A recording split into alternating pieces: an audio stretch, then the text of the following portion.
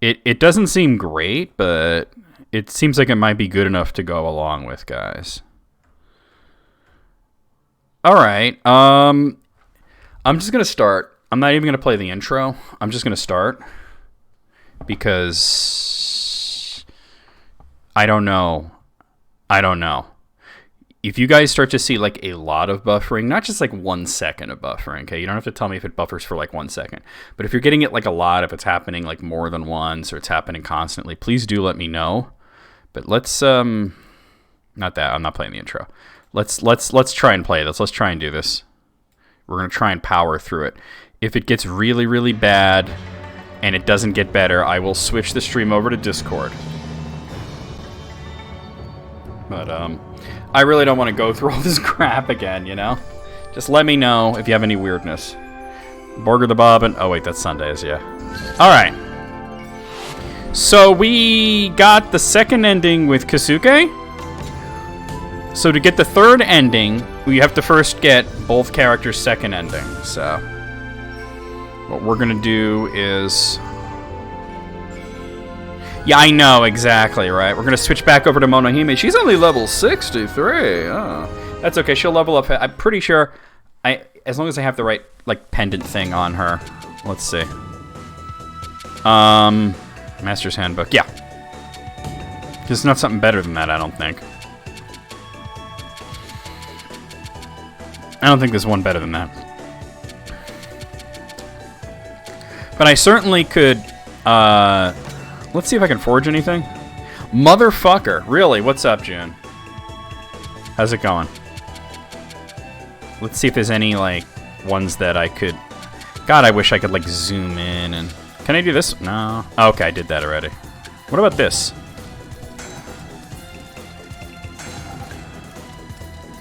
You know what's funny about those pepperoni nipples comments is, like... You always say that. You're like, oh my god, I just found it. Seiru Muramasa. And we're like, haha, yeah. And then, like, you'll forget about it again, and you'll be like, motherfucker, I just found that. And I'm like, it's just not the first time you've seen it. That might be the only one. Alright. Yeah, I think that's it. I seem to be having some issues with the internet, guys. So, like I said, if you get a lot of buffering, let me know. If you get just, like, one buffer, it's no big deal. But if you get a lot of buffering, let me know. Alright, that being said, let's see about giving her some better swords.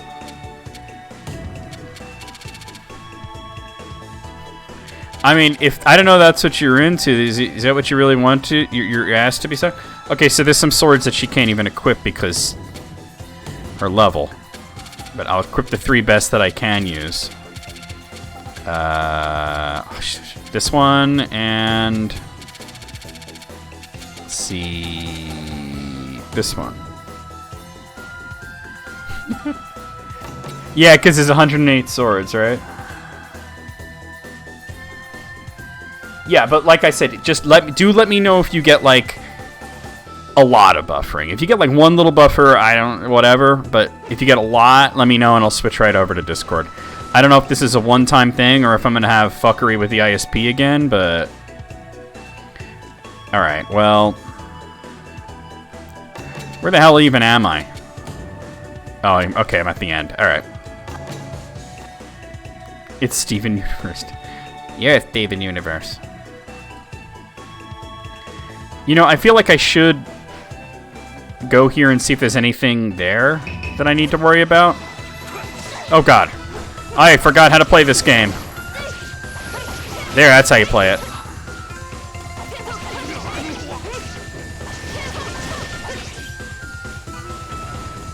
I do need the experience points right now. No, what? Do that. But I especially need to level her up because it doesn't come up that often, but ooh, every sword in this game has a level requirement. And some of the swords I have she can't even equip because her level is too low. I thought there'd be something down here. Ninja time. Not that I really need souls right now, right?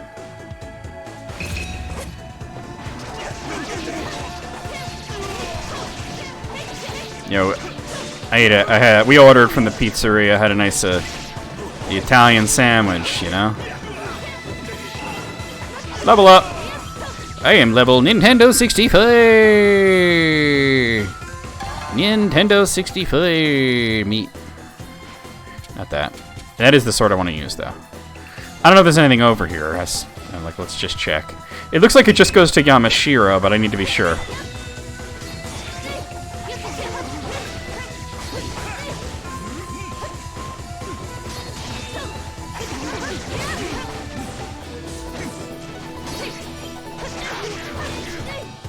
Okay. That is a victory. Guys, how is it right now? Because, like, on my end, it says it's unbelievably crappy. Balls, balls, balls, duck bit my balls. I got no balls. But it could be just one of those things where it says it's worse than it is, you know? Alright, is that... Well, that's... Alright, there's a layer. Let's go to the layer. Oh, God. Wang a chang chang, dog bit my wang. I got no wang. Quality's low, but not a lot of actual buffering. See if you could change the quality. I mean, it might. I don't know. I should be 720p, you know, which is not amazing quality, but it's fast.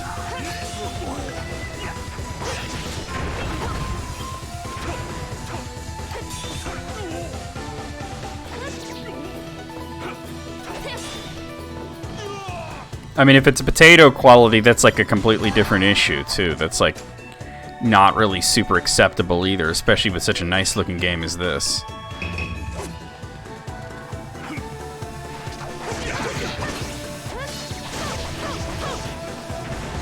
What does it say the resolution is, though? Does it tell you? It should be 720p at 60 frames a second. Yeah. Oh yeah, well if your TV can't output anything more than, you know. But 720 is what I stream in, you know, so. I just want to make sure it's actually showing 720 on you guys' own. It does say 720, but it's not, but it's showing a little off. Okay. I don't know, it could be just like a fucking issue with, Twitch, or it could be my internet's just shitty tonight. Oh, wait, let me see if I can buy anything there. I'm gonna try and just power through it and not think about it too much, but like I said, if it ever gets really, really bad, do let me know. And we'll go right over to Discord. I'd like to say I have no issue doing that. I do have major issues with that, making it a habit, because you don't get subscribers, you don't get bits, I don't make any money on streaming to Discord, you know?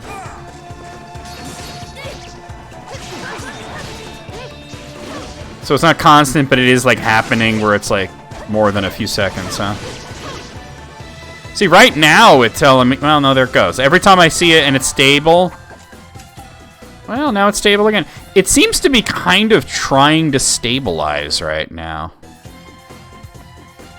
I don't want to obsess over this. It's such a huge, gigantic anxiety thing for me, but it's very hard to not look over there and see if the number is crawling up and worry about the quality, you know?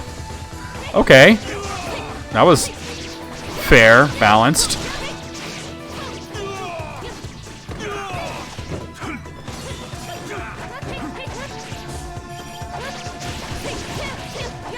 Oh, hello.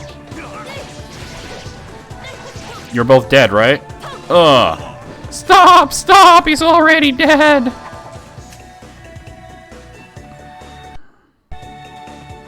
Alright, here we go.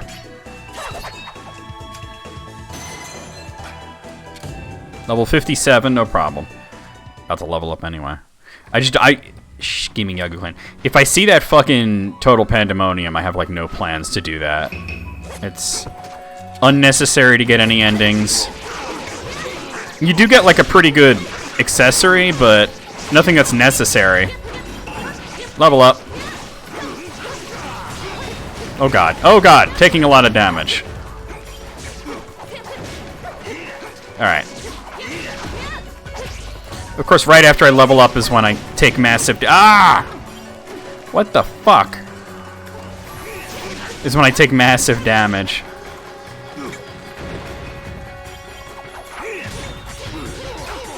Oh man, I was just caught in a trap there. Which one? This one.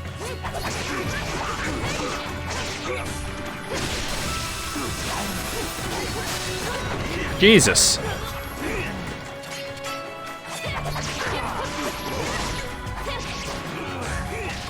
Ooh.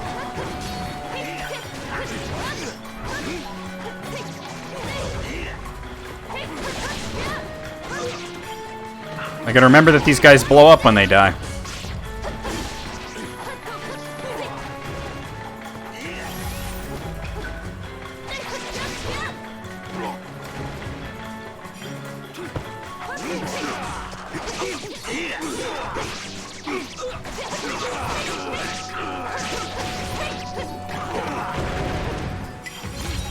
Heal.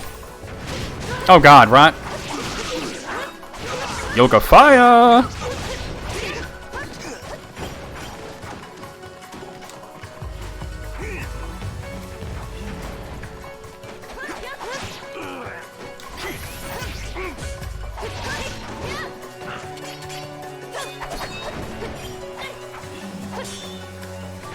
Dick.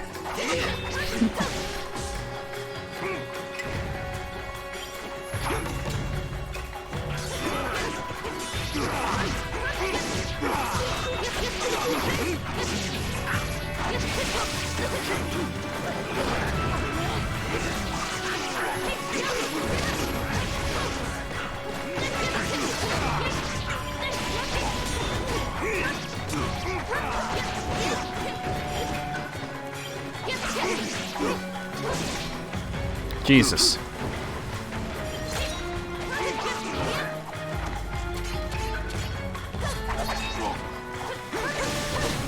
Good God. Oh man, and I'm dead. I wasn't paying attention to my health there. That was bad. Let's try that again. I'm making all kinds of things happen now. Kick. Oh my god, speaking of which, I saw the funniest clip. Some YouTuber. It was the video was less than a minute long, and it was something like 79 seconds. It was, well, 79 seconds. I guess it was more than a minute long, but it was like 79 seconds of the worst fighting game ever, right? And I'm looking at this.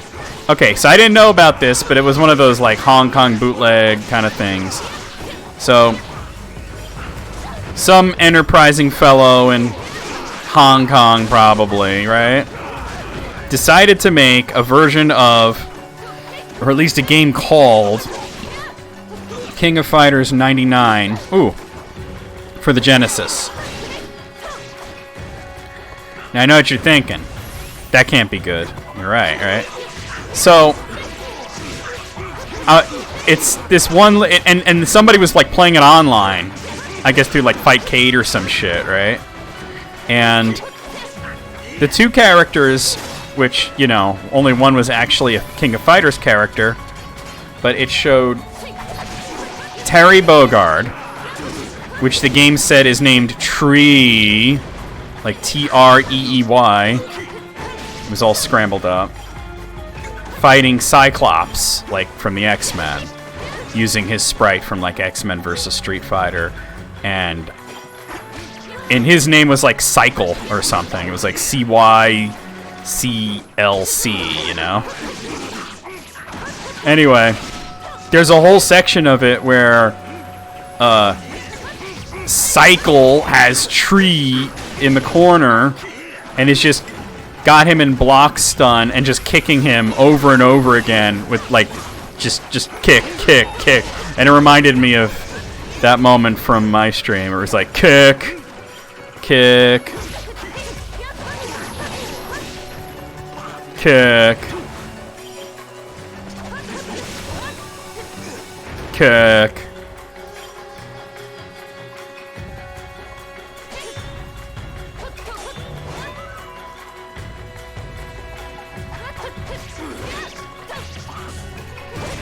Oh, come on! How did he get that off? Kick, you know. It was really funny. At least I thought so. You'll probably find it even funnier, to be honest. Fucking shit, this is not going well.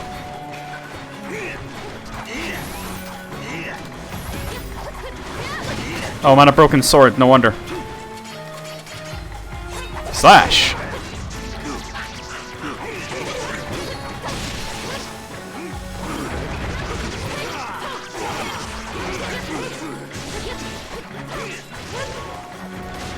Ah, what? And that fucking killed me? NES Street Fighter 2? No, you're talking about like the Brazilian one, maybe like Tech Toy, right? Is that what you're talking about? I've never played. Maybe I played it. I don't know. I saw this video on like, I think it was like one of those like Fine Brothers things, right? Where it was like kids play the games their parents grew up with, and you know, and just get their reactions, like, you know, games with like dated graphics and that kind of thing. And oh my god. So anyway, this one kid, it's like, and it was like to see, do they know what this game is, right? And one of them, the father was claiming that this is Street Fighter, right? He's not saying Street Fighter 2, he keeps saying Street Fighter, right? Like the original Street Fighter. And it's so clearly like that Brazilian Tech Toy bootleg version of Street Fighter. And all the characters are from Street Fighter 2, you know. So it's like not even, oh my god, I can't even, I'm having an issue here. I'm also keep looking at the damn frame counter, and guys, let me know how, like, seriously, is like the quality really bad right now? Because it's just like, I can't, according to this, I've dropped like almost 40% of my frames. For Skyrim meme purposes, yes, you need to do that. At Todd Howard on Twitter.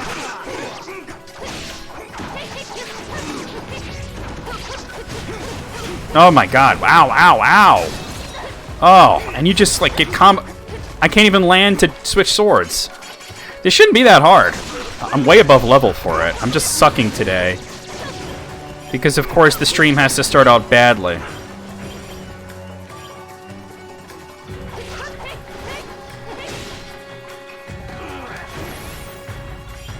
No.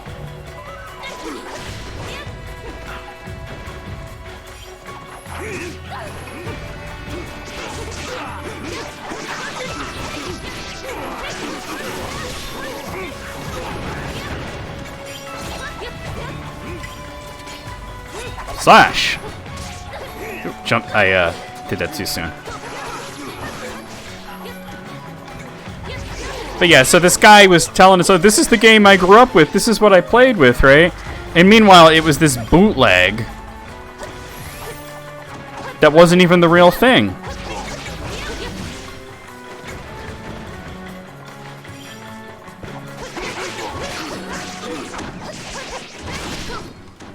Alright.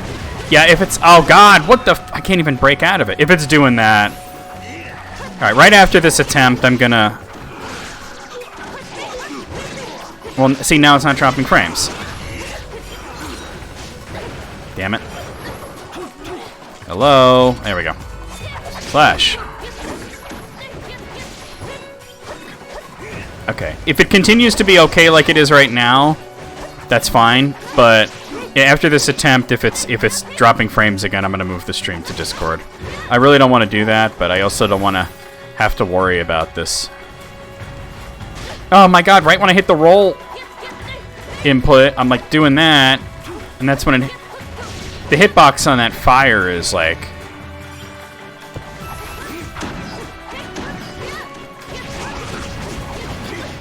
Fucking hell. And I'm fucking dead. Ironically, it's not dropping frames right now.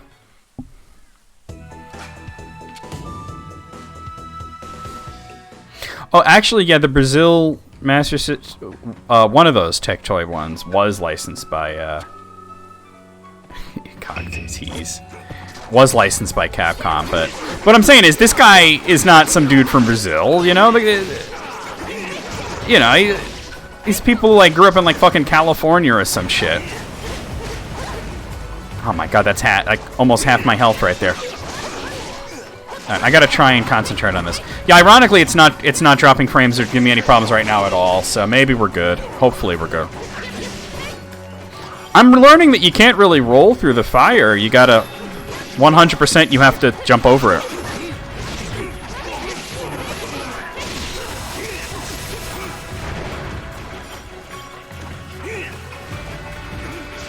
Oh, what? I can't land.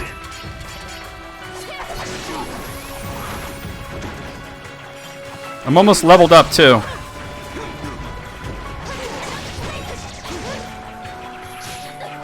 Of course I would land on that. Oh my god, twice? I can't seem to get away from these guys. There we go. Yeah, jump over fire instead of roll through it in real life.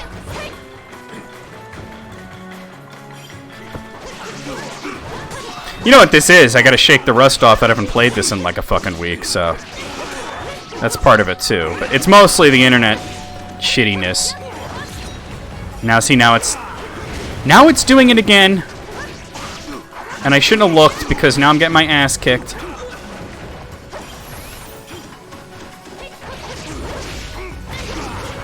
God damn it, god damn it! Oh.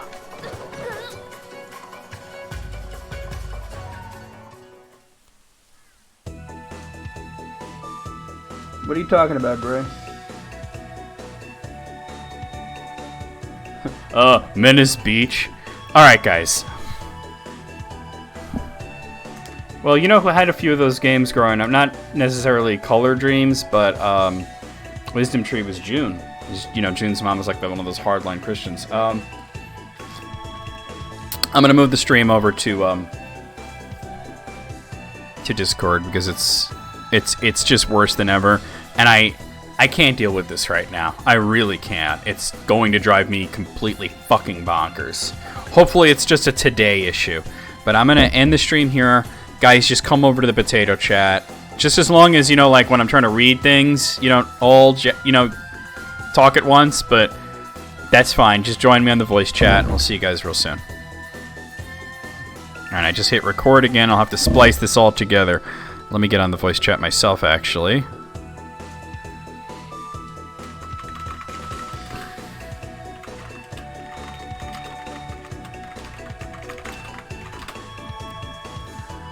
Hey, Gray.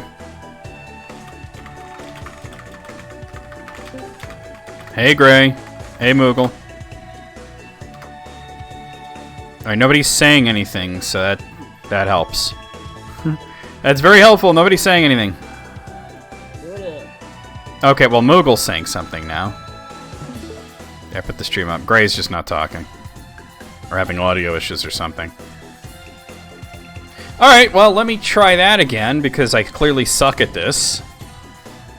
Hey, can you hear me now? Yes, I can hear you now, barely, but I can hear you now. Hey, AB. Okay, yeah, it took me a while for her to switch over to the headset.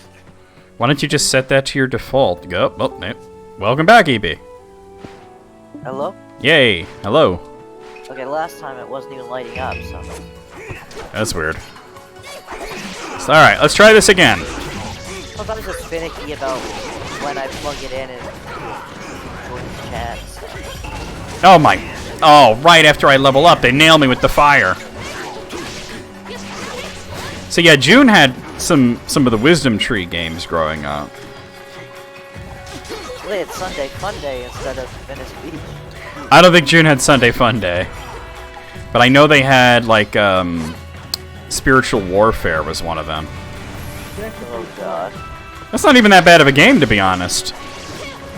As far as the Wisdom Tree games goes, that's probably one of the better ones. I didn't even know Wisdom Tree existed. Sean Bailey's voice. Okay, great. You gotta unfuck your shit. I can barely hear you. I have you at max volume, and you're like in another room or something. Oh god. Gray? Yeah, I'm working on it. See, I don't trust my abilities to jump very well, but I would trust trying to jump over a fire rather than just rolling straight through it in real life. That is true. I mean, you generally don't want to be on the ground where the fire is, right? Right. But in this case, it's a guy... They're spitting fire, so I assume they're actually spitting some kind of, like, high-proof alcohol that's on fire. That's what my assumption is. So you wouldn't want to roll through it or jump over it, likely. Oh, God. Slash. might sound like Luke's trying to talk. Yeah, I'm having a hard time hearing you too.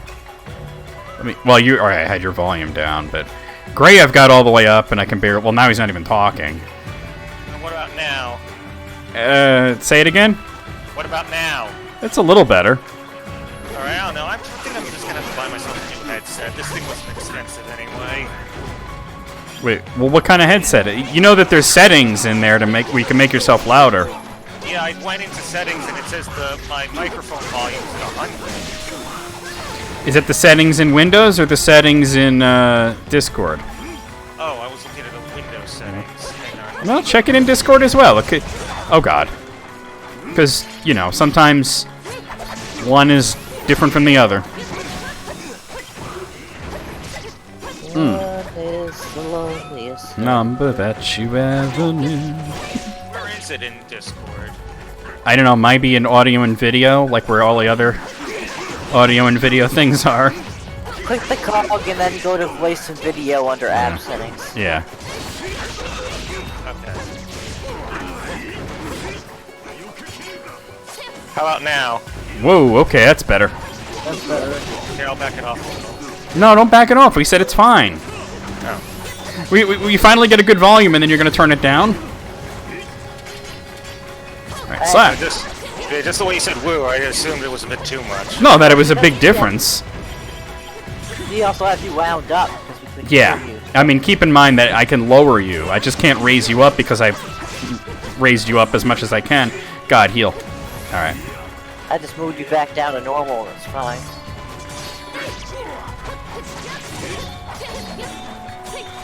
Oh hey, it's our Chad ex-boyfriend. Yep. So I made a video. You know how I did the tier list videos for some series? Like I did, you know, Mana, and I did, EQ.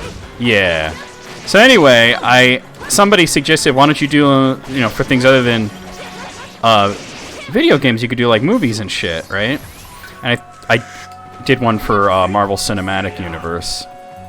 Nice. It's like an hour long. I only put in like the hey Wen. Hello. Put in the movies and like the shows that I finished, the Disney Plus ones, that is, you know. Yeah. Is that why you were watching Black Widow and Eternals? Well, yeah, that's part of it. Well, like I wanted to see them anyway. Like Mom wanted to watch Shang-Chi, and I said, you know, I said Shang-Chi's on Disney Plus, and she's like, yeah, it just came out. And I said, huh. Well, we should watch Black Widow because I've been meaning to see that, you know. And then so I was like, you know what? If I just like catch a bootleg of Eternals now, I can just do that video right after. I'm so behind in MCU. I haven't watched any of the shows since WandaVision. Well, I still only watched like a little bit of Loki.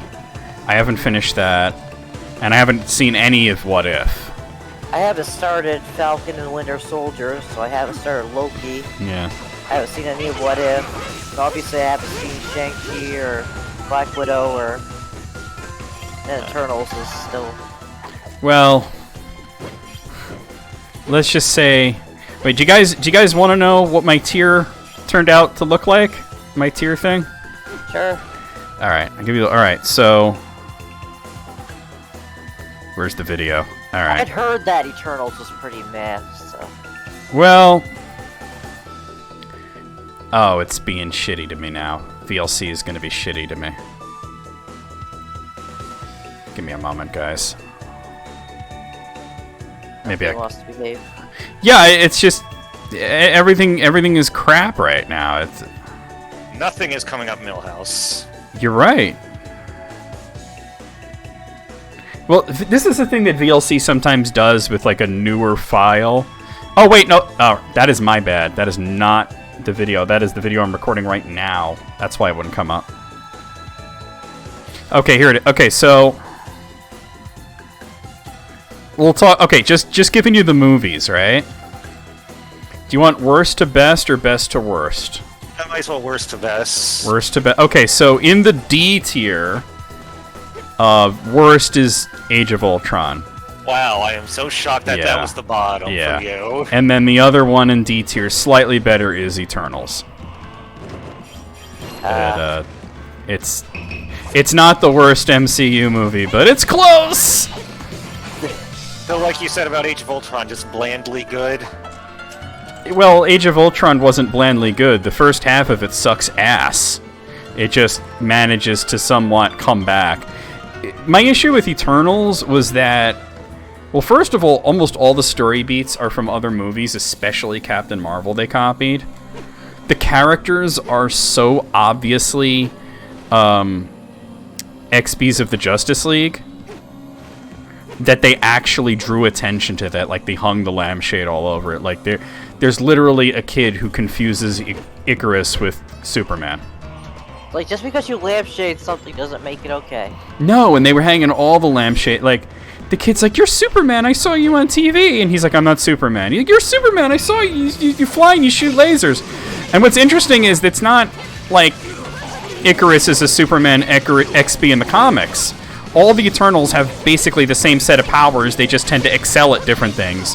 But this, like, literally made Icarus into Superman, and Makari into the Flash, and Phostos is Batman, and Thena is Wonder Woman. Like, it's so obvious, too. There is a team that's meant to be Justice League XPs, but they're actually kind of villains. The Squadron Supreme. Yeah. Yeah. Somebody call Omni-Man so they can crush their heads open.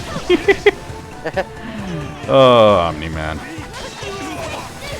But yeah, so it basically didn't have... Okay, so here's the good things about Eternals, right? I'll give you the good.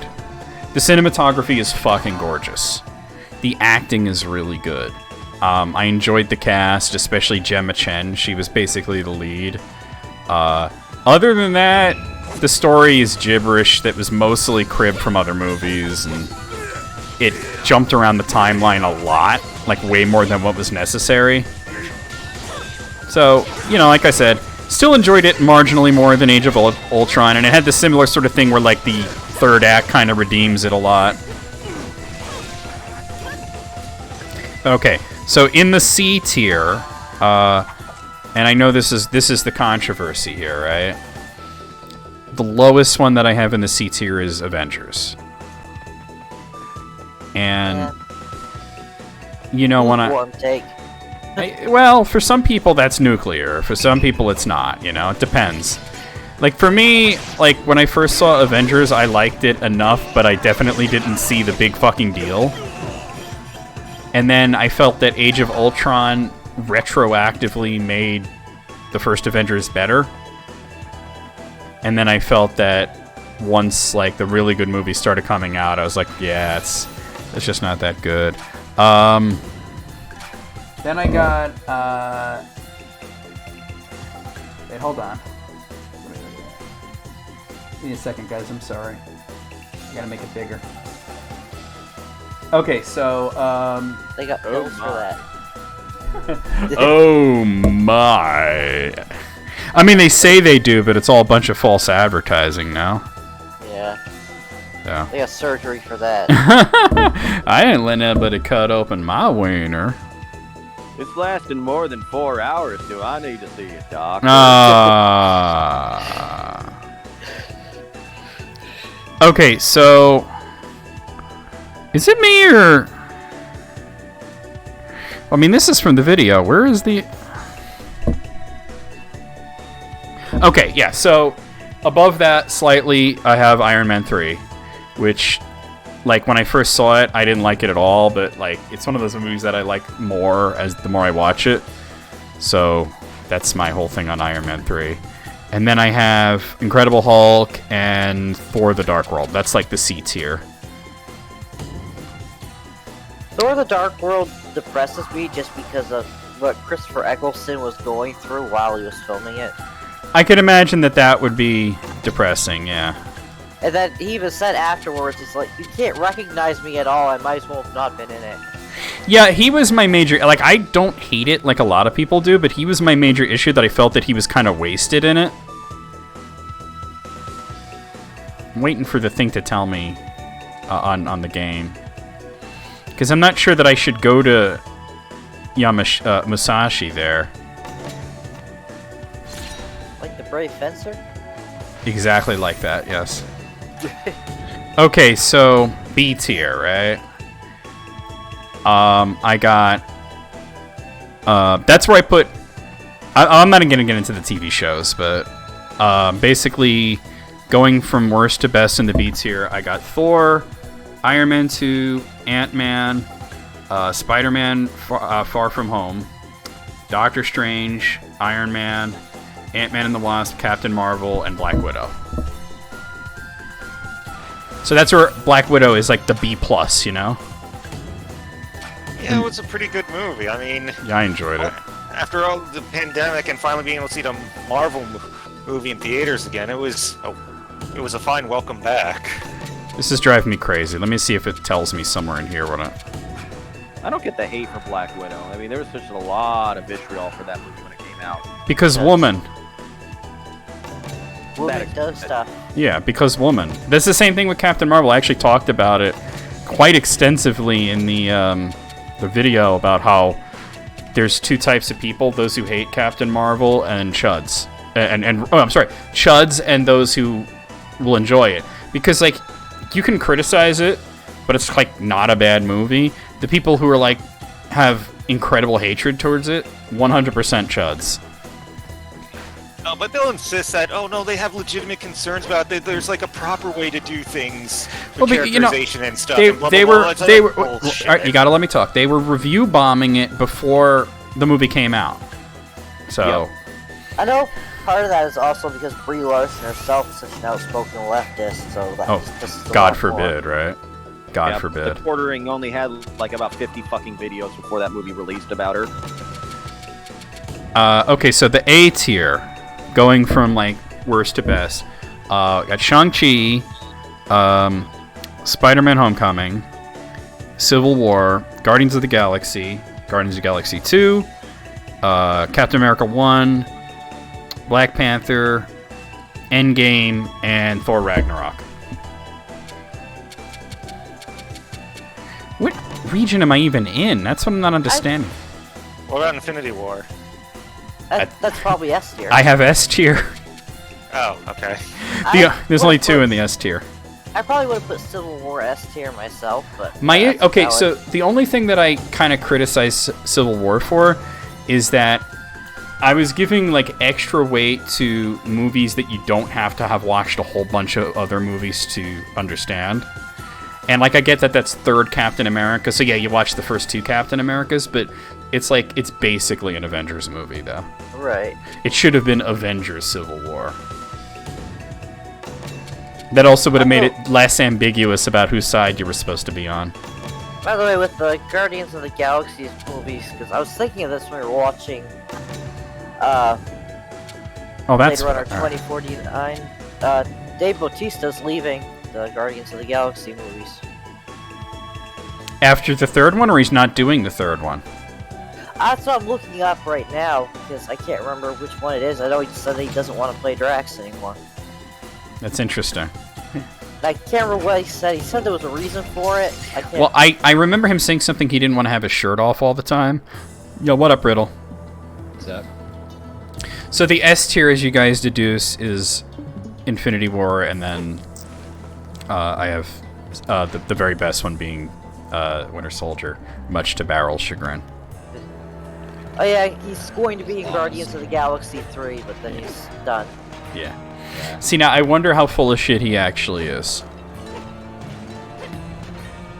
Do you think that he's trying to say that to maybe foster rumors that they're going to kill the character off? That's what I was going to say, bait that they're going to kill Drax.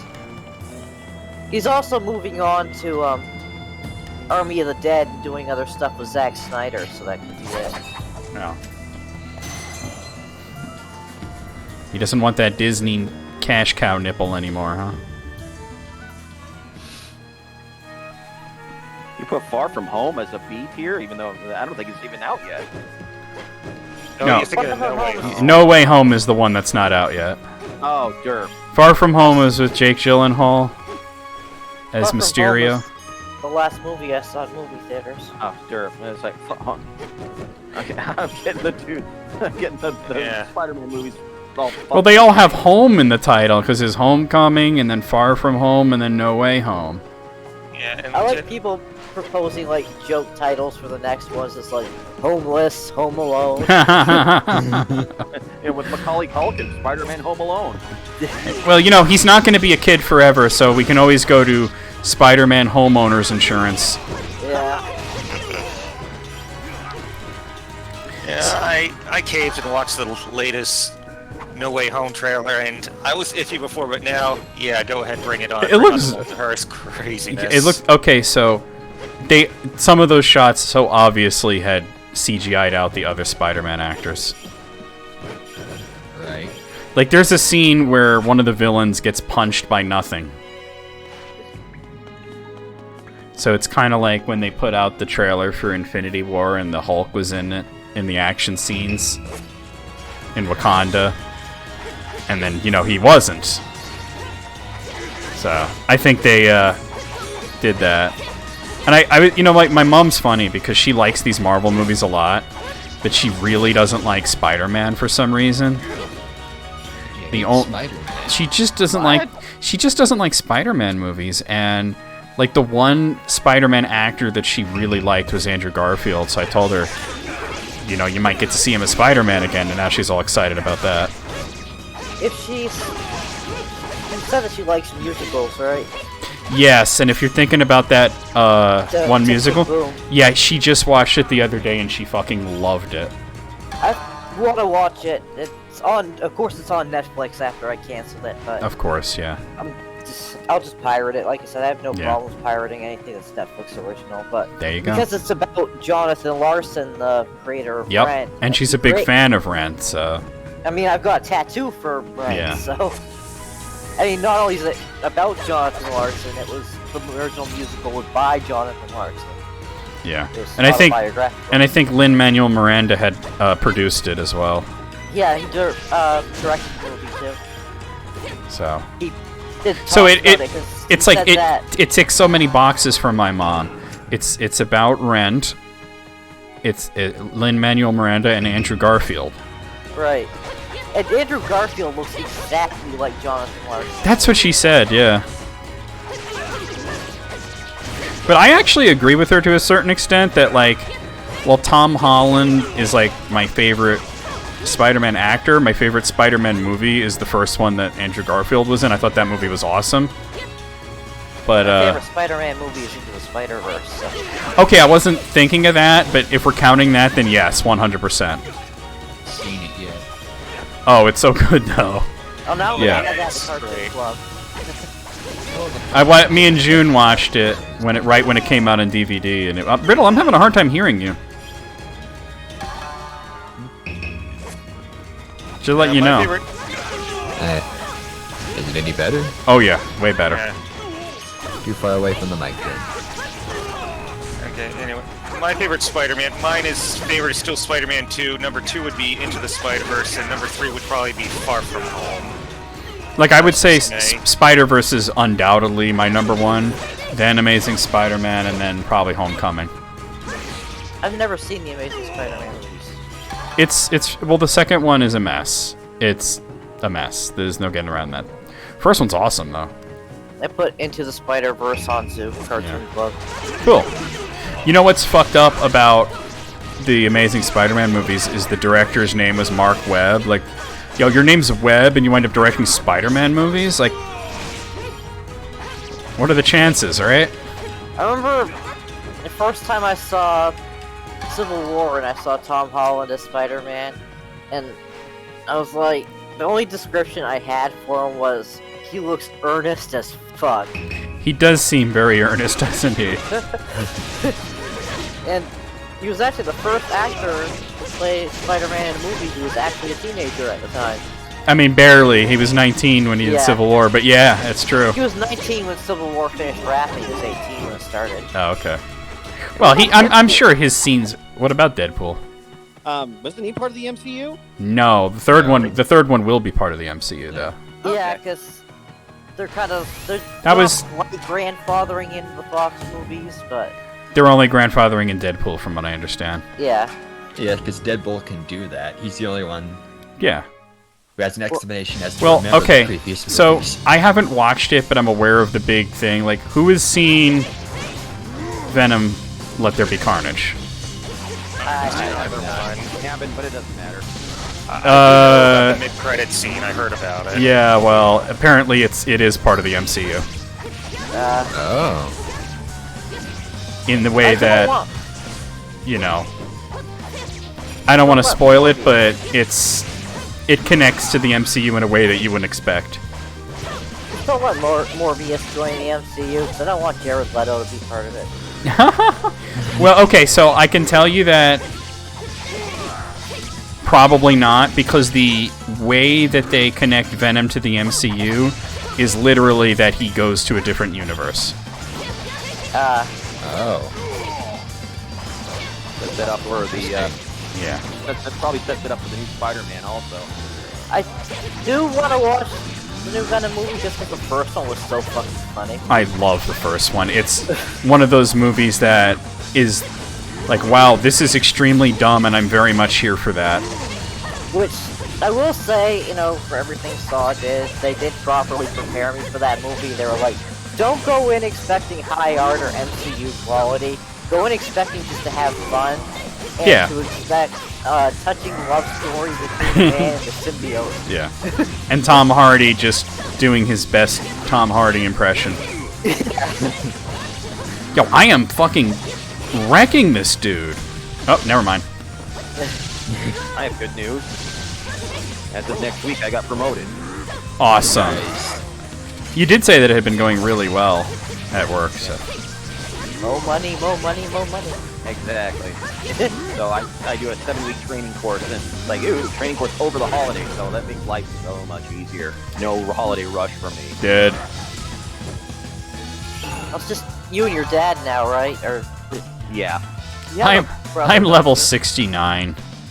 Yeah, well, my brother and I don't always get... Nice. I mean, you're talking to the right people when it comes to not getting along with brothers, so... Yup. I mean, we get along for the most part, but he's kind of yokelish, and I'm kind of... Not. Urbane. Yep. Oh boy. He likes to do his hunting. So my dad. There's nothing wrong with that. As long as you don't make it your whole personality.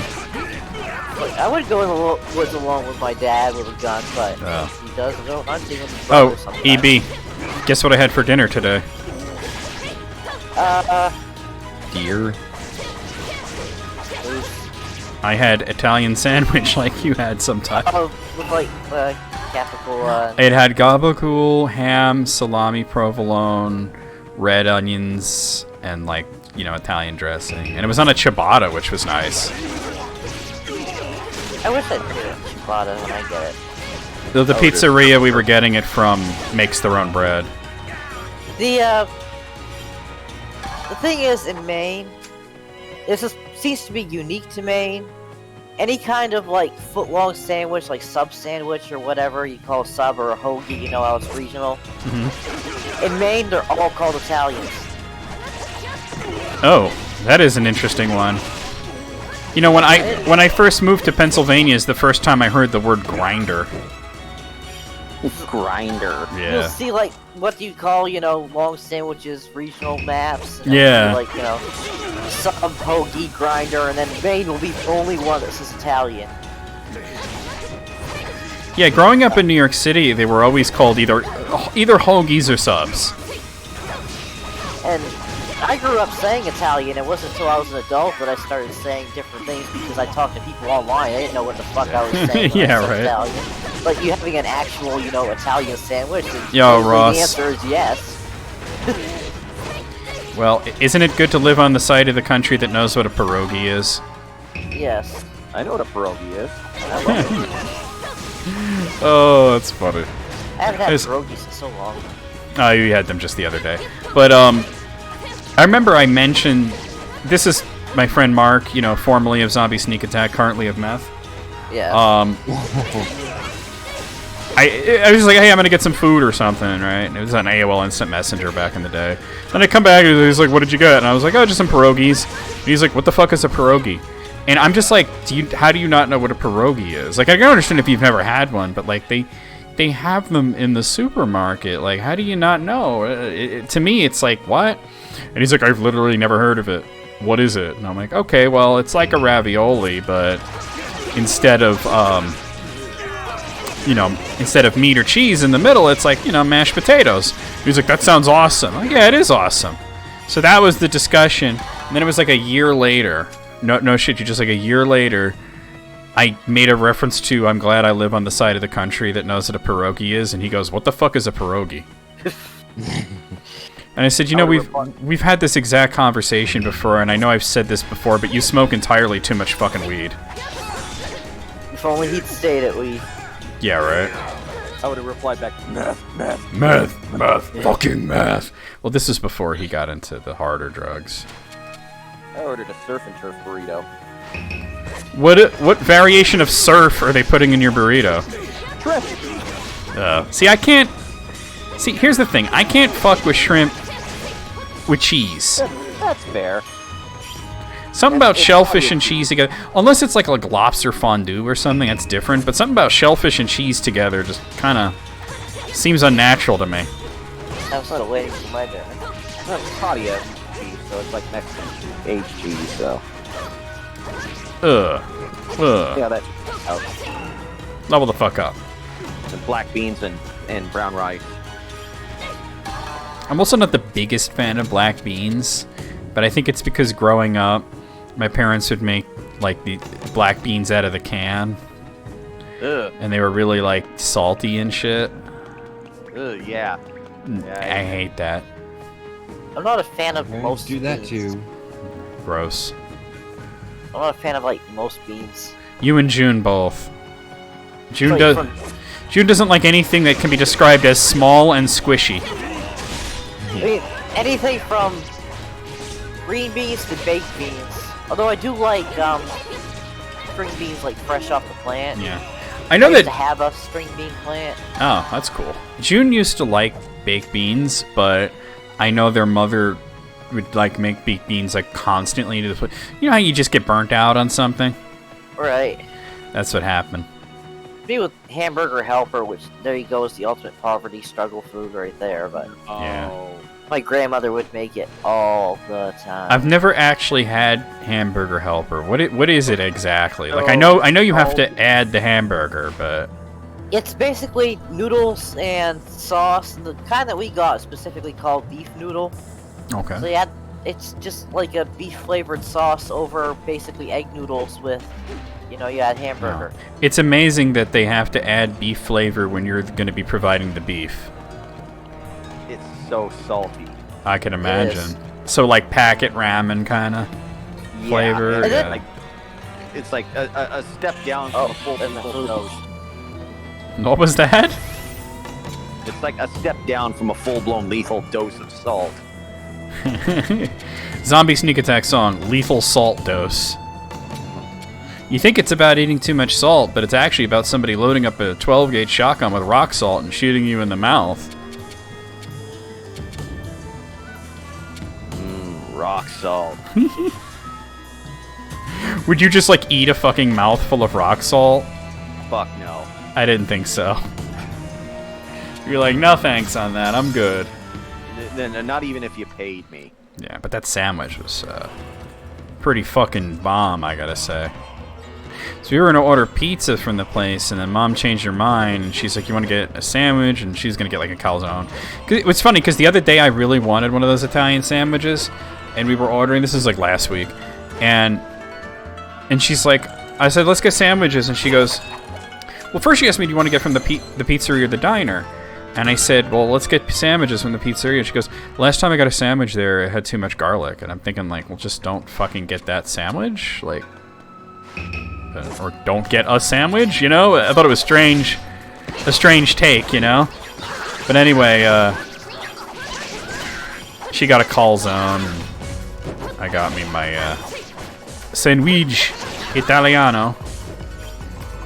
Your grinder. Yeah, the first time I heard grinder, I was like, what the hell is a grinder? And people here in Pennsylvania are like, how do you not know what a grinder is? And I'm like, I've literally never heard the word grinder in relation to food before. Only in relation to Sparkle. No, I hadn't met Sparkle back then. This was like 20 years ago. Actually, Sparkle wasn't born yet.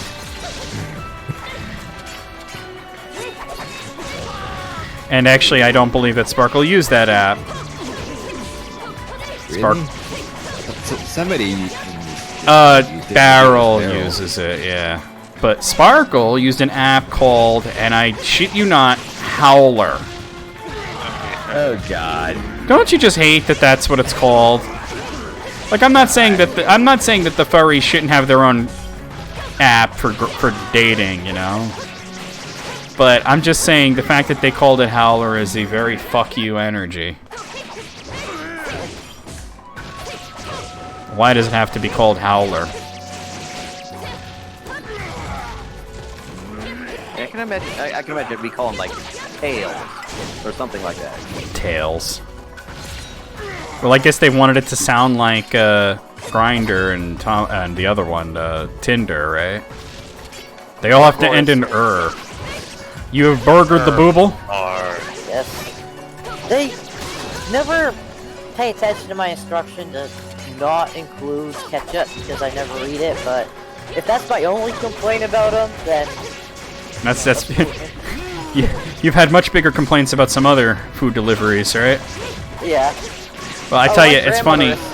Last time we ordered from the diner, I ordered pancakes, and Mom got like a chicken salad sandwich on a bagel, and I'm like, what the hell is the ketchup for?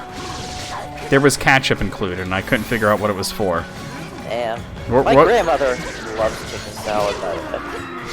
Like, you're gonna ketchup up that fucking pancake there? Like, what?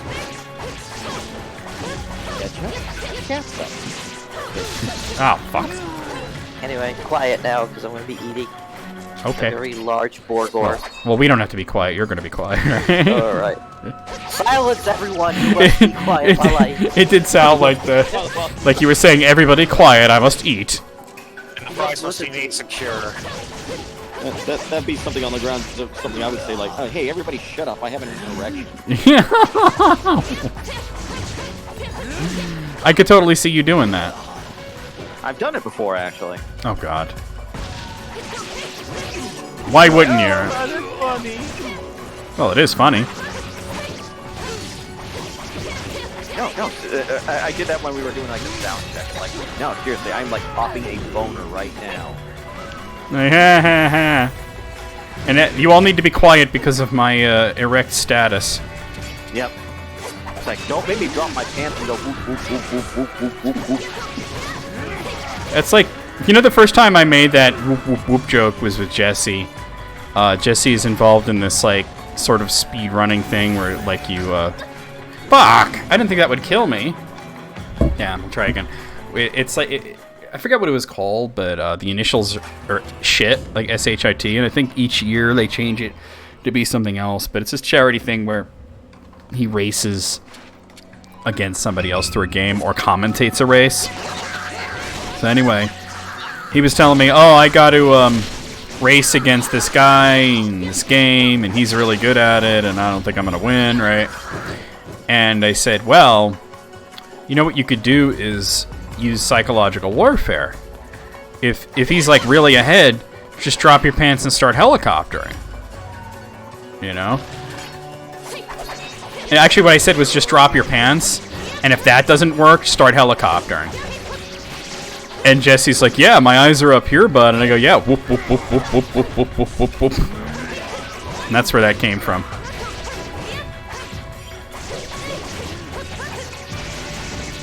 Ugh. Stupid demon.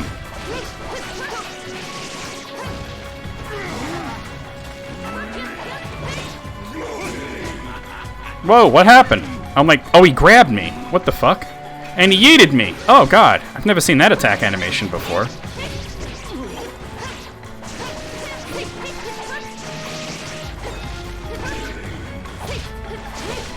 Oh, he's done. He's done.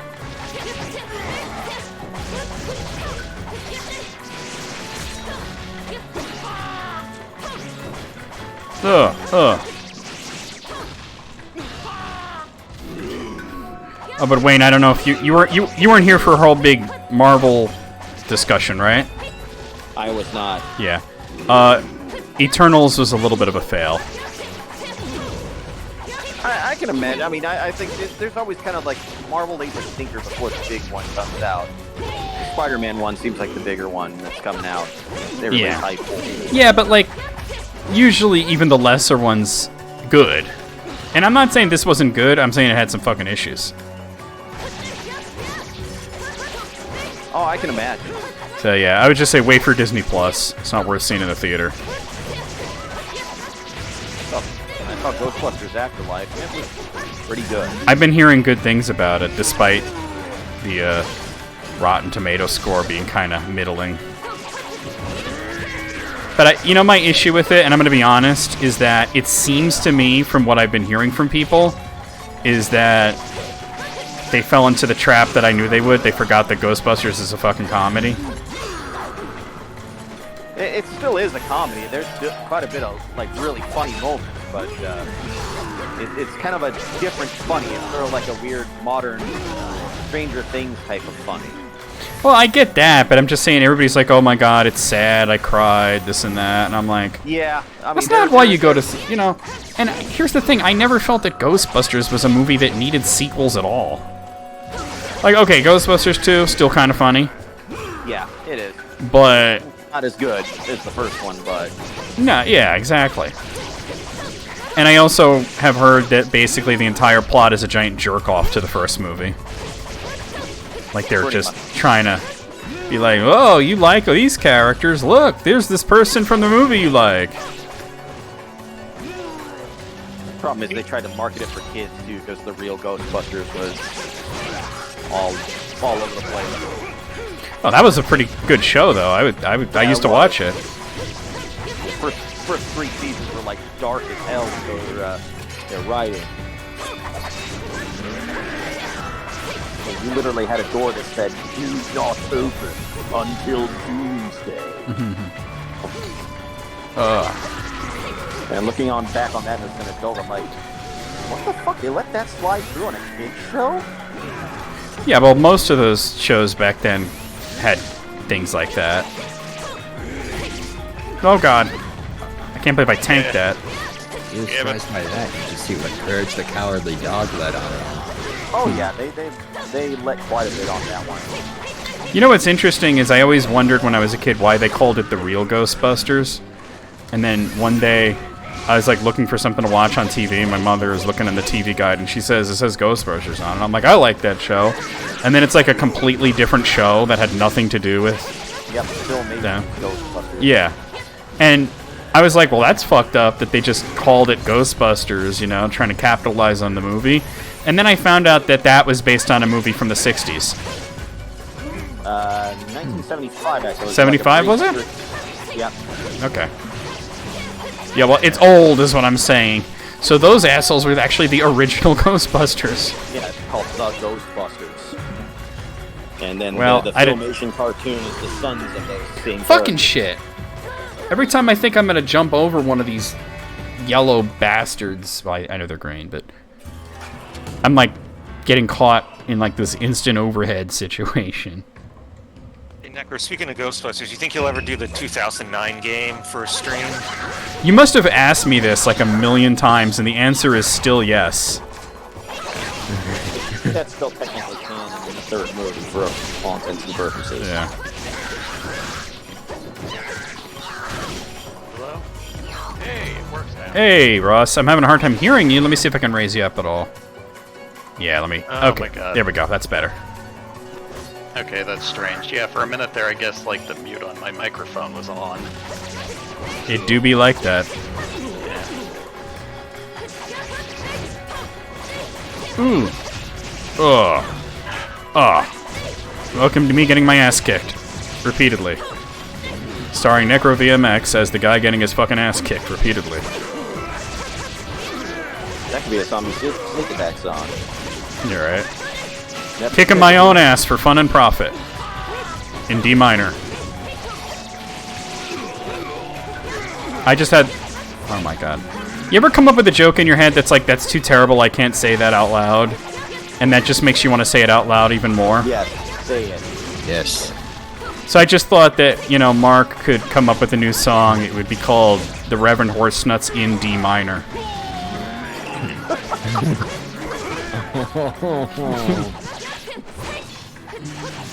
You know he went back to high school when he went back to high school to finish when he was like 23. Oh dear. Yeah, and he got involved with like a girl that was only like 15. Yeah. Yeah. Aren't there like actual adult high school facilities? That's what I thought, but I don't know. Maybe they didn't give a shit out in. Maybe in Tucson they don't care, right? Oh, Tucson. I'll booger hook you back to Tucson.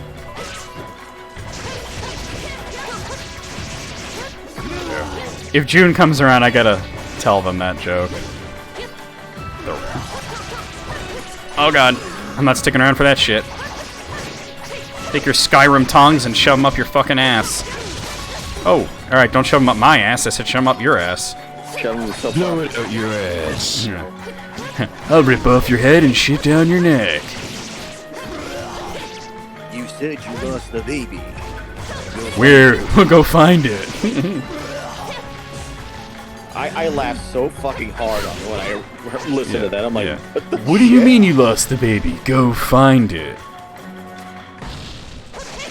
And then June, they had to mention that the Cowboy Bebop one, I want a girl that would just fuck me up. I'm like, I'm totally feeling that if I get a really bad date that's just not going in my favor. What was it that you're stealing? Oh god, there's this whole, Steve Bloom, who's the voice of Spike Spiegel from Cowboy Bebop, he did this, like, reel of just like, I just want a girl that'll just fuck me up. I'm talking watermelon between the knees type of pain. What? I'll post the video in meme chat, or I'll post... It's probably a lot funnier if you're into Cowboy Bebop, I would imagine. Yeah, because I'm used to David Lucas or Steve Bloom is his real name.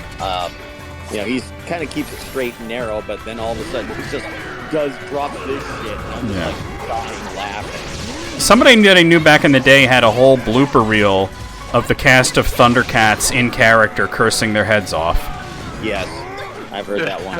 Yeah, it's like, I want to see your tits, my dear. Oh yeah, god. This old pervert. I want to see your tits. I believe I've never actually seen Thundercats. You know what? Yes, I can believe that nobody has seen anything.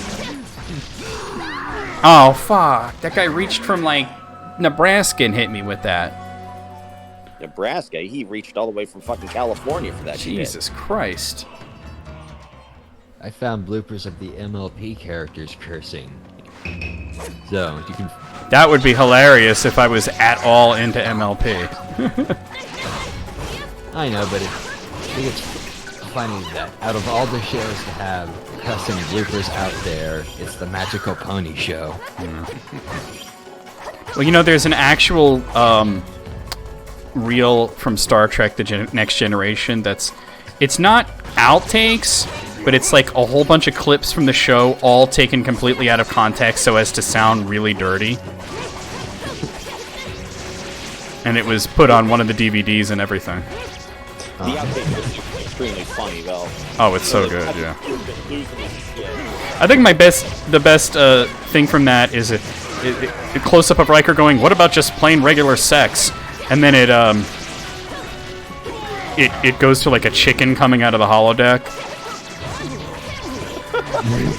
And then Worf going, "This is sick."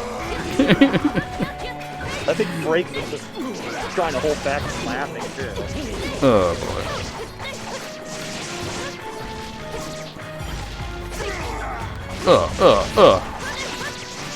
Well, if anybody doesn't think Star Trek got sexy, like, Dude, the first season of The Next Generation were basically they were all trying to get laid the whole time.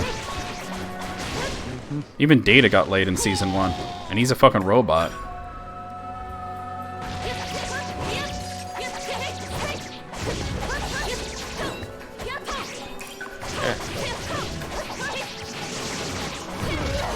But if anyone asks, you're my debugger. I don't want people to think we're robosexuals. Oh, you mean Robo, not Romo. Yeah, there's a... Hey, Bender, what's the robot word for bromance? Romance? Wow, you guys got a word for everything.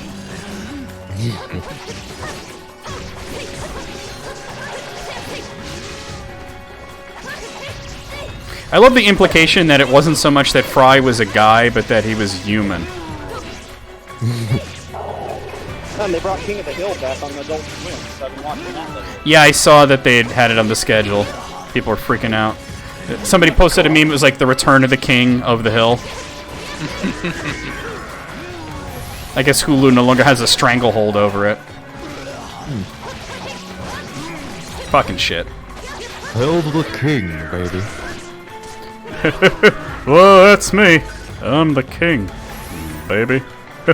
I sound like a jackass.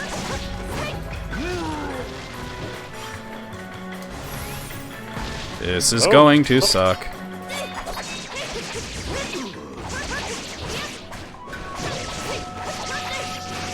This is the part I haven't managed to quite... Oh god. Okay.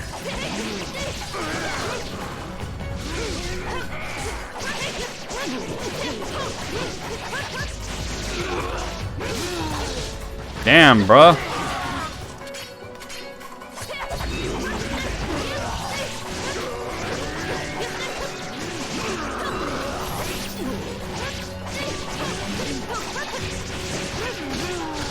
God damn. Real rules card moment there. God damn it. Is it a goddamn? I still can't get over that there is that person that me, June, and Mark all made the same fucking joke, and she still didn't get it. We all asked her if it was a goddamn. And she didn't even make the connection like, hey, you know, that's what Necro said, or something like that, you know. Oh, God. Alright, well, this is doable. Is this a goddamn? Alright. Oh, God, yeah. Fuck. Out of here. EB's back. About starting my fries, but my favorite part about the MLP outtakes is they gave William Shatner a very small role. And you can tell why they made it a small role. Because in the outtakes, you hear him, like, Weird as fuck. asking, you know, all about the mechanics of this magical pony show and how things are supposed to work and everything. He's being dead serious. Right. And they're just like, you know, Dude, like, just read the line, Bill. Come on. we'll just read the horse pun and keep going. You know who supposedly is, like, a major fan of My Little Pony is Bill Clinton. Yeah. What are you mentioning that on a list, critics? Well, you know what it was funny was that I remember it came up on Howard Stern, where you know, Howard Stern was doing the whole making fun of bronies thing, and personally I think bronies do a good enough job making fun of themselves 9 times out of 10, but you know, I digress. But you know, somebody, you know, he mentioned, you know what these people need, these bronies, they need like a celebrity, like just one celebrity to be really into this horse shit. That way, you know, they'll be legitimized, you know.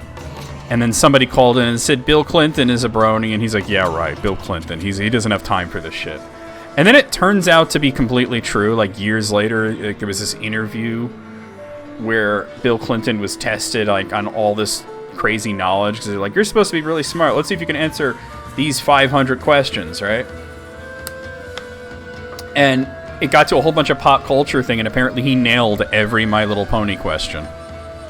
Oh. Like, he knew the names of the characters and what all their powers are or whatever. You know, he knew it. He knew what was going on. Hi there, friendship is magic according to Jordan. Yeah. Alright, I guess we're going now to imagining Secret Servicemen in pony costumes. As you do.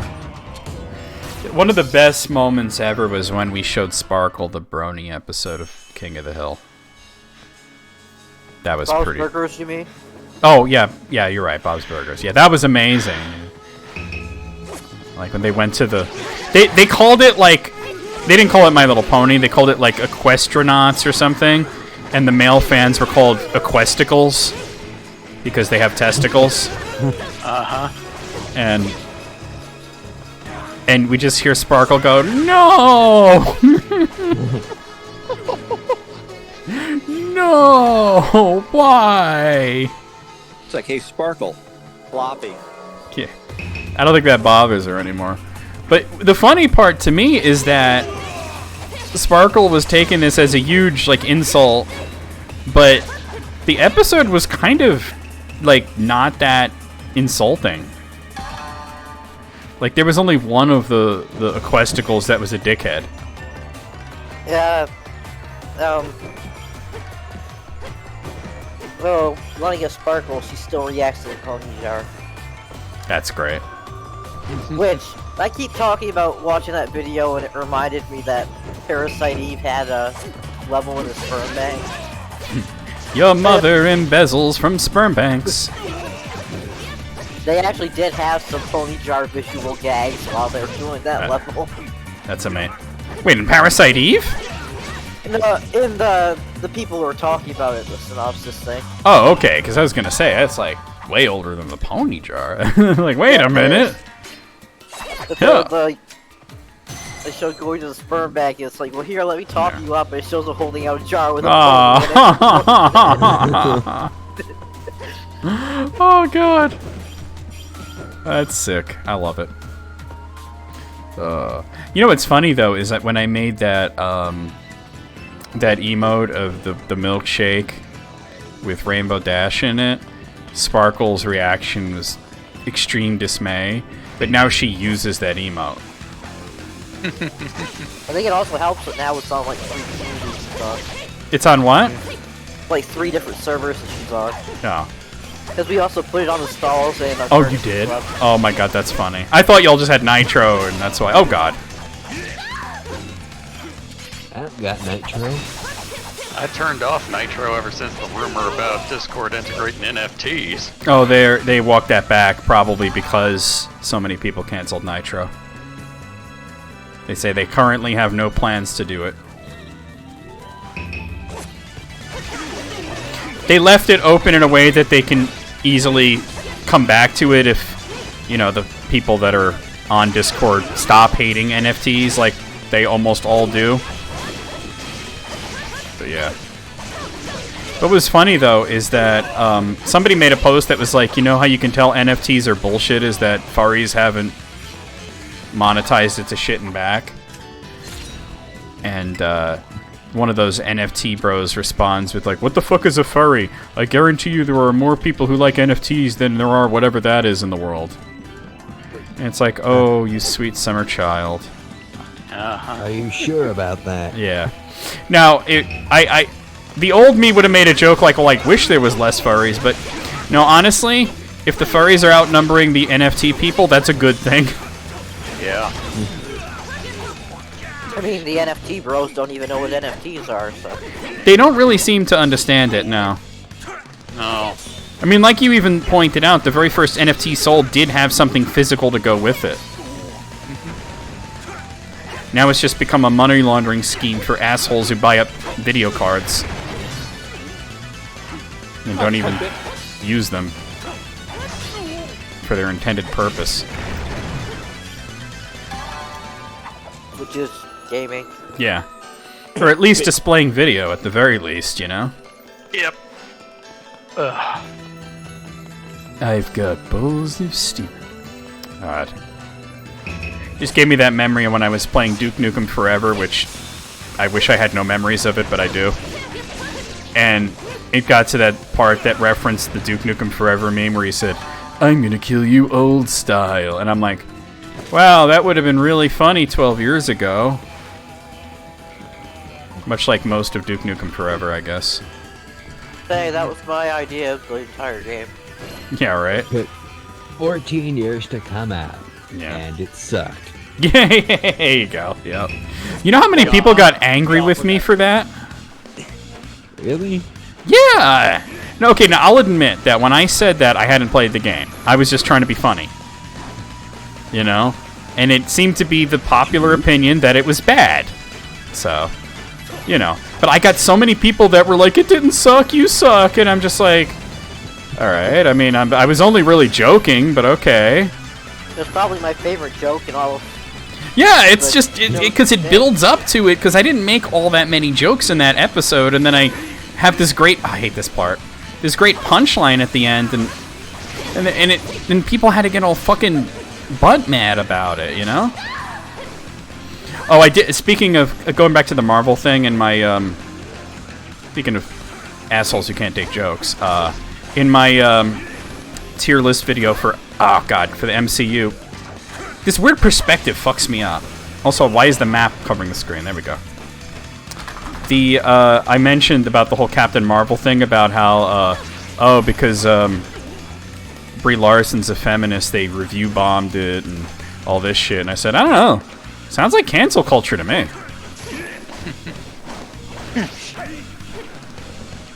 Oh, God. I've always hated this room. I don't even know if I'm supposed to be here, to be honest. This might be one of the dungeons that I can't do, but... Who's the woke snowflake now, bitches? Oh, God. Jeez, Gibbs, chill out. I'm starting to think I might be at the wrong place, but we'll find out right now. If there's no boss gate here. Ah, there is, okay. Bitches get stitches. But yeah. Oh, speaking of like shitty comments though, I got like 2 shitty comments this morning on my like Breath of Fire first stream, like of the first game, and I'm like, okay, interesting, right? Where this person was like basically criticizing the way that I was playing the game. Like, wow. It's been a while since I've had one of those kind of comments where this person is yelling at me for not playing the RPG the way that they play the RPG. It brought me back to the old Super Mario RPG comments where everybody was all butt mad about what party I used and what equipment I used and, you know, pretty much everything I did. Oh, yeah. Gino's not that good. Well, like, you forgot to get this thing, you know, you didn't buy this equipment for Gino, and I remember I replied to that guy, like, do you see me using Gino? And he's like, oh. Oh, it said something like, your dad's testicles are defective, you're living through. Yeah. What was funny is that, like, all those people that were telling me that I was playing Super Mario RPG wrong, and that I should be, you know, giving this armor to this character and building the characters differently and everything. They were always like, how did you beat Culex at level 21? I got to max level and I couldn't do it. I was like, wow, it's almost like I know how to play the game.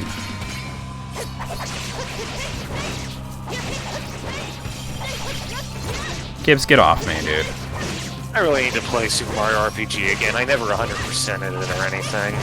Well, what would you consider to be 100%ing Super Mario RPG? I don't know. I never did beat Culex, like you said. It's not that hard as long as you go in knowing what the fight is. Like, if you save up all your rock candies and use them all at the beginning, you can knock out a couple of the crystals very quickly. And the funny thing was, somebody said to me, I never thought of taking out all the crystals first. And I'm like, really? The things that are actually attacking you, you never thought of taking them out? Yeah, it's been a long time since I played it. I really should. If only I still had my Super Nintendo with that game, I might have played it, but oh well, that's why we got emulators now, That's exactly why. Stupid centipede. You go squish!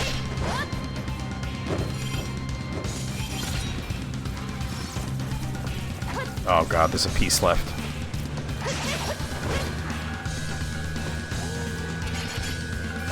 Slash! Got him. Alright, cool. The only boss without a life meter. Dong. Amari platter. Okay, well that's not something that I need. And I need swords and that.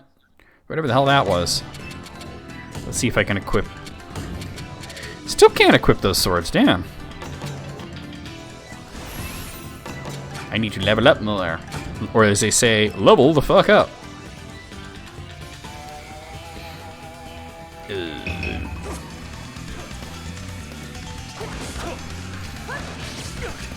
Speaking of subjects from, like, Clearing Confusion and all that shit, though, what do y'all think? Is this Tetris movie going to be completely, like, whitewashed, or do you think they're going to actually cover all the fucked up shit? It'll probably just be whitewashed all to hell. Yeah. Probably confirmed that we're actually going to leave out the second creator. Yeah, I feel like they're going to pretend he never existed. Oh no, I thought that was confirmed. I don't know. I didn't see him on the cast list, but for something like that, if they do include him, they probably should change his name, just to, you know, respect whatever surviving family members he might have. Probably. You know, I don't know if he has any surviving family members, but if they do, Tepesh. Did you just say Vladimir Tepesh? Yes. He's Dracula now? I mean, the guy's name is Vladimir, that's why it's funny. That's my suggestion for what they should change it to. Yeah, I think that would be distracting. Yeah, but his name is Vladimir Pokilko. I remember I got a nasty comment on that video, and they were like, this guy's a liar, the creator of Tetris is alive and well, he works for Microsoft, and I was like, wow, you really didn't watch the video, because I did say that Alexei Pajitnov is alive and well and works for Microsoft. Like, I literally said that, but the whole point was that there is another guy who's not alive. It was not well. He was definitely not well, that's for sure.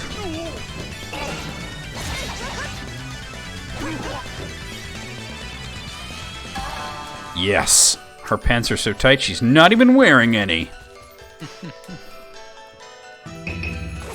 I was reminded of this, like, clip from Conan O'Brien, like, when he started his TBS show. It was like his return to TV after almost a year off. And he had this actress on, I forget, some actress, cute girl, right? She comes in a very short skirt. She sits, you know, she sits down, and she says something like, thank you so much for having me on. And he goes, thank you so much for not wearing pants. I love being on television so much.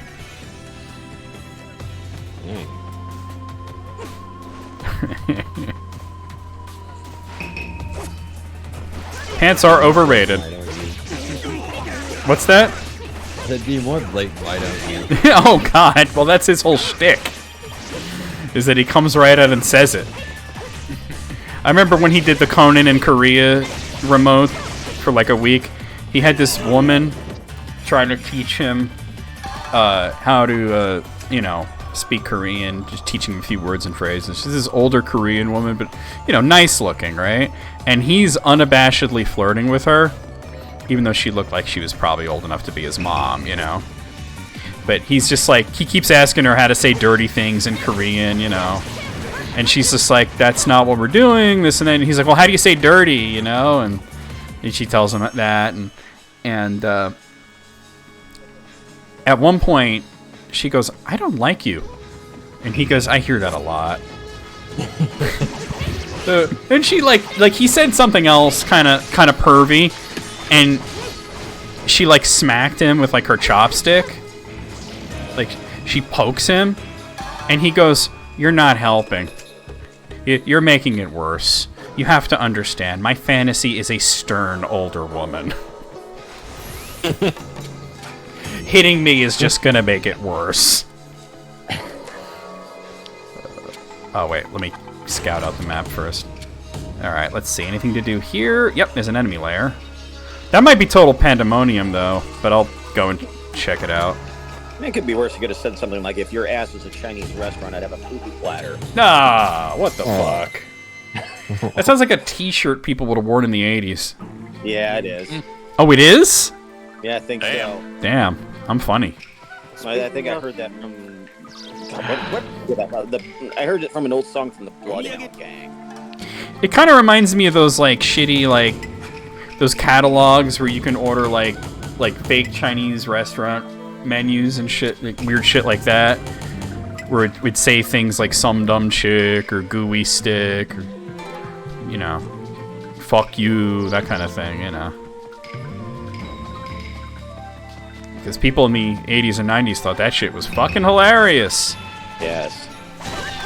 And hi, hilarious stereotypes. Yeah, huh.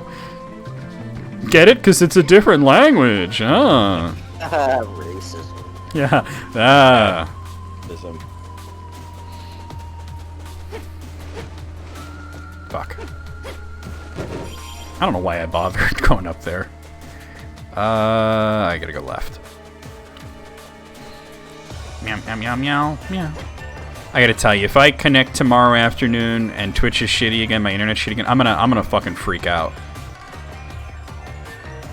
I'm hoping it's just a today sucks kind of thing, but I tell you, if I have to go through this rigmarole with my ISP again, especially like it's like Thanksgiving week, I'm not gonna be happy. Oh, it's the centipede. Could it be on Twitch's end this time? It very well could be, because it you know what I mean, like, it's when it happens multiple times that you start to worry. And it seemed to be kind of a little on and off, you know, but... Yeah, when you were having your fuck shit, I mean, it was like constant. This one was just like, you were coming in really good, and then all of a sudden it was just like, Twitch just fucking dog. It's almost like I just fought this thing. Deja vu. Well, you know what it is that it shows up in the enemy lair, and it's also one of Kasuke's bosses, and part of the post-game is doing the other characters' bosses. The thing wants to touch you like 100 times over, or however like that. Ugh. By the way, if you're playing this on PlayStation Vita, this is the time to get that trophy for the 999 hit combo. Although, you want to use a weaker sword. Oh, I broke the combo. I got to 590 before the combo broke. Whoa, hello. Combo breaker. Combo breaker. You know what the greatest combo breaker meme I've ever seen was made the day that Obama was elected? And it showed, like, the presidential faces. You know, they're all like 43 white faces, and then Obama, and it's a combo breaker.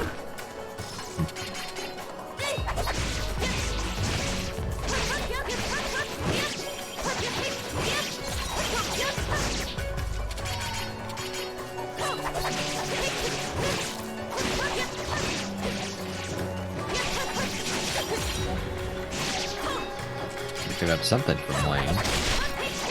I think Wayne's watching TV or something. No, I'm just like finishing eating my food. Oh, well, there's some kind of like talking or something that we're hearing. I think it is my TV in the background. Yeah, it's not loud. It's just every once in a while. I don't hear it as much because I got the game audio really loud. But oh my god, I hate when there's like one little fucking guy left. There we go. Didn't know the speakers were that good. I didn't know the speakers were that good. Otenta Mitsuyo. All right, that was a sword. Glad I did that one. I got one of those new OLED TV. That new OLED TV. It's pretty sweet. It looks. OLEDs are dope. Yeah, I Ghost of Tsushima looks like a fucking painting. By the way, Yeah, I don't really have a console. I don't even know what kind of TV I have hanging in my bedroom right now. Not that I really care, but... for Pokemon, just brought up tomorrow, do you have a Ralts yet? And if not, why not? I do have a Ralts. Yeah. It was actually the first thing I caught other than the starter. Yep, I named it Cass. No, it's Cass. Yeah, we have Ralts. The starter, they pick. What did they pick? They picked Torchic, right? I think that's what was picked. I have Tailo, and I think one other. I forget what it was. I know I wanted to get Aron, and I think I was. Yeah, I think I wanted to get I think I just have the 4. I have the starter, the Ralts, the Tailo, and God, what was the other thing? Not this way. And I wanted to get Aron and Carvana to round out the team. Every time I pick a Torchic, I always name it KFC. As you do. What is fault? But that started my whole thing of always naming fire starters either after food or booze. And all your water starters are Arthur, right? Yep, all of them. Even my female one. Hold on, let me. This is gonna bug me now. Let me look at the video and I'll tell you what. You know, I just started playing Alpha Sapphire like a few days ago. Okay. Like Chimchar, I always name it Daiquiri. Daiquiri. Ugh. Oh, I have a what do you call it? Shroomish. Nice. Really pretty good. Because I wanted to make it all Gen 3 Pokemon and also a decent team and nothing that I would have to trade Volve. And then Volves are annoying. Yeah, especially when you're emulating the game. in Gen 5, on the off chance I pick a Tepig because I like Snivy and Oshawott a lot more, but if I pick a Tepig, I always name it Pork Roast. Pork roast. Oh, no, now this way. Pork roast. That's funny. It's a good one. I think the last time I had Pig Night, it was like, you know, something very unimaginative, like bacon or something like that. Yeah, for the first time in my life, I have to go to like 2 different places this Thanksgiving. I have to go like my dad and my brother, and then the rest of my mom's side of the family. It just seems like it's just more fallout from my mom's passing. Oh, so they're not doing it all together? No, ever since it's always kind of been separate. Like, it's usually like my mom's side of the family, and then like my immediate family, like the day after. Oh. This time it's just like all together. Not all together, because it's like my dad had like a falling out with my grandfather a long ass time ago, and a bunch of other things. Damn, that sucks. So yeah, we're doing Thanksgiving and Christmas, just, you know, us and my grandmother and my sister, you know, and the interesting thing is, you know, we won't have gluten-free aunt, you know, but apparently they want to come in January and sort of like do their holiday, and I'm just like, ugh, you know, like why? So I said, well, like, what, are they gonna get vaccinated? And they're like, no, but the boys, you know, Robbie and Nathan will be vaccinated. And I'm just like, I'm gonna be honest, I don't give a fuck if the boys are vaccinated. That's fantastic, but they shouldn't be around at all if they're not vaccinated. I don't think. You know what I mean? Like, it's still possible to get this thing, and yeah, the vaccine helps with like you not, you know, getting too sick. But like my grandmother's 90. She doesn't need that shit. So, I'm not happy with that idea. Jesus, I had to deal with fucking drugs, but... Well, what's the point of getting the vaccine? It doesn't protect you anyway. You still can get COVID. Yeah, you get COVID, you just probably won't die from it. And the thing is, like, yeah, you can get it, but it's a lot harder to get. I don't know, I wish they would try to reconcile, like, which do they believe? That the vaccine is total bullshit that's going to give you microchips and stop your heart? Or does Trump deserve credit for the vaccine? Which is it, right? I mean, didn't Trump get lambasted for actually supporting the vaccine? Oh, yeah. They were not happy with that. Crazy. The really nutty part is, Let me look down here. Oh, I want to go there. Florida. You got Florida now that's basically wanting to look at all vaccines. Of course they do, right? Of course they do. Don't get me started, please. No, we don't want to get you started. We really don't. No, Don't but forget I work in public health. Don't. Oh, yeah. man. Okay, so the really fucked up thing about this that these people though, like, they really have no sense of cognitive dissonance at all. Like, I saw this thing where this guy was like talking to these chuds, right? And this one guy, not only did he believe that Trump won the election, but he believed that Trump was like actually the president and that he was still making all the decisions and running the government and everything, and that Biden was just a puppet. And the guy talking to him says, "Oh, so Trump's to blame for Afghanistan, right?" And you saw this guy's like fucking blue screen of death right on his fucking face.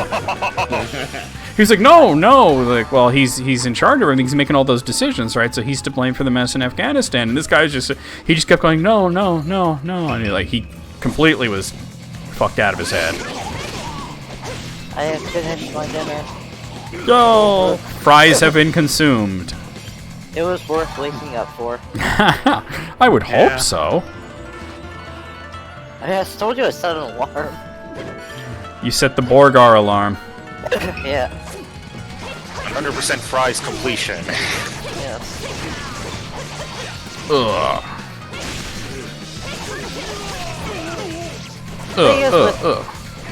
Not necessarily the COVID vaccine. People have their own conspiracies about that, but anti-vaxxers in general. They always go on about how, it's employed by Big Pharma to, make us unhealthy and kill us. I'm like, why would they want to kill you? They make a lot more money keeping you alive. Yeah.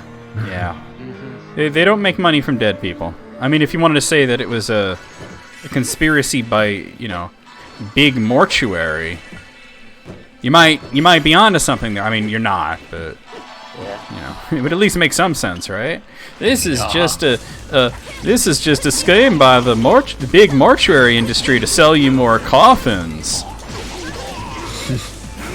Like, no, I just choose cremation. It's cheaper. It really isn't. Yeah.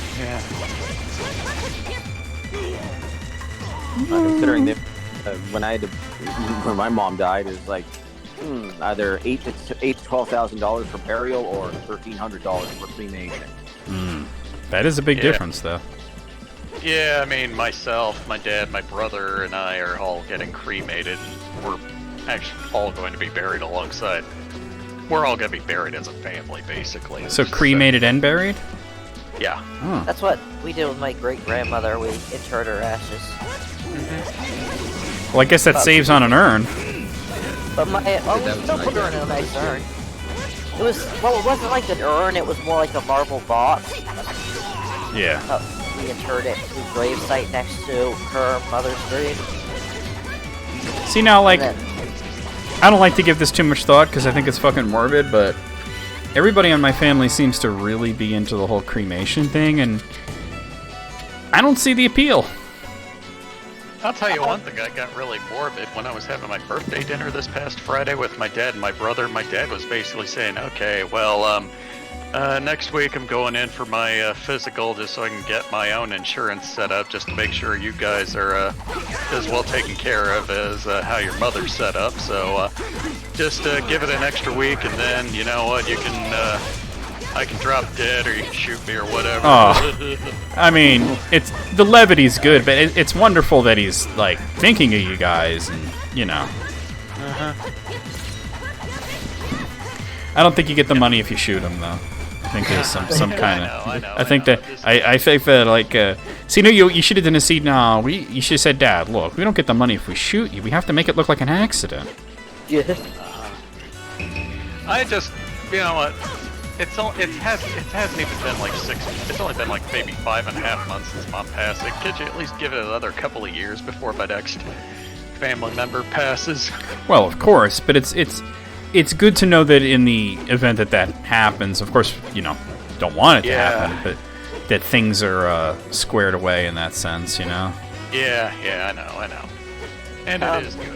It's just... It's not something you want to think about. My late aunt she did have her ashes put in an urn, and her husband has it. Well, he's fucking her sister. But anyway. Oh dear. Oh. Yeah, that's a thing. Do they turn the urn around? It's on the mantle there in the bedroom. Yeah, like I'm wondering, did they turn it around so that, like, oh shoot, she can't see? Hey, Sarah. Oh, it's freaking priestess. No. The thing is, in my family, a lot of my family members actually have pendants that have ashes from some of my family members. My great-grandmother and two of my late aunts. And I have one, it's right over my bed, but, like, some people are absolutely, like, disturbed by that thought. I'm gonna be honest with you, I'm disturbed by that thought. But when I was in the hospital, for some reason the nurses thought that was, incredibly touching. They thought it. Well, it is. I wouldn't want to wear it though, I have. Well, that's you, That's. I personally would be like, Used to have it around when, obviously, I had surgery. Nurses comment on it. I'd usually bring it with me to surgery. You're just trying to flirt with the nurses. Or some weren't worth flirting with. Yeah, of course you were. Hey, Sparkle, you're muted, by the way. I know. Oh. How y'all doing? Oh, you're also really low. Let me see if I can fix that. Alright, go ahead. Sorry, Evie. Excellent. 1, 2. I hear you. Oh, God. But, yeah, the nurses seem to think that, it was like the sweetest thing I'd ever heard. Like, had that with me for, like, luck, strength of my, late elders or whatever.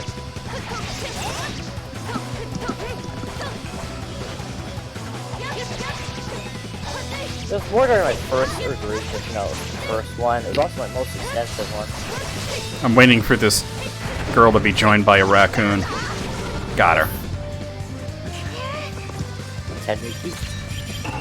Yeah, Pocky and Rocky. I should attempt to actually beat that game one of these days. It is a rough game. I mean, roughing isn't difficult. Great game, though. Alright. You know what game I'd never bother to go back and beat, even though Rygar, the original Rygar, even though now you got save states. What, the arcade one or the NES one? The NES one. I remember getting all the way through the last area when I rented, but of course it has no save feature and had to take it back. Imagine a kind of a Metroidvania style game with no saving. I played the PS2 remake of Rygar like a long-ass time ago. It looked like a decent game. Yeah, it was essentially a very well-done God of War knockoff. Yeah.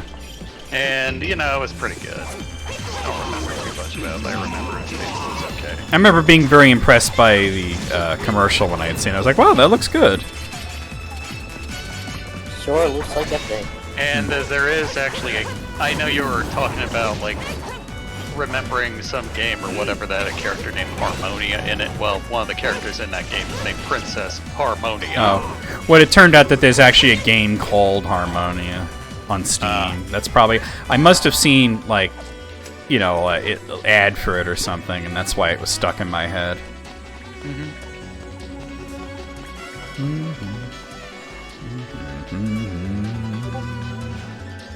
Isn't it pretty, Sarah? Sarah, I was streaming it on Twitch for all of a few minutes, but then the fucking, I don't know, dropping frames. I'm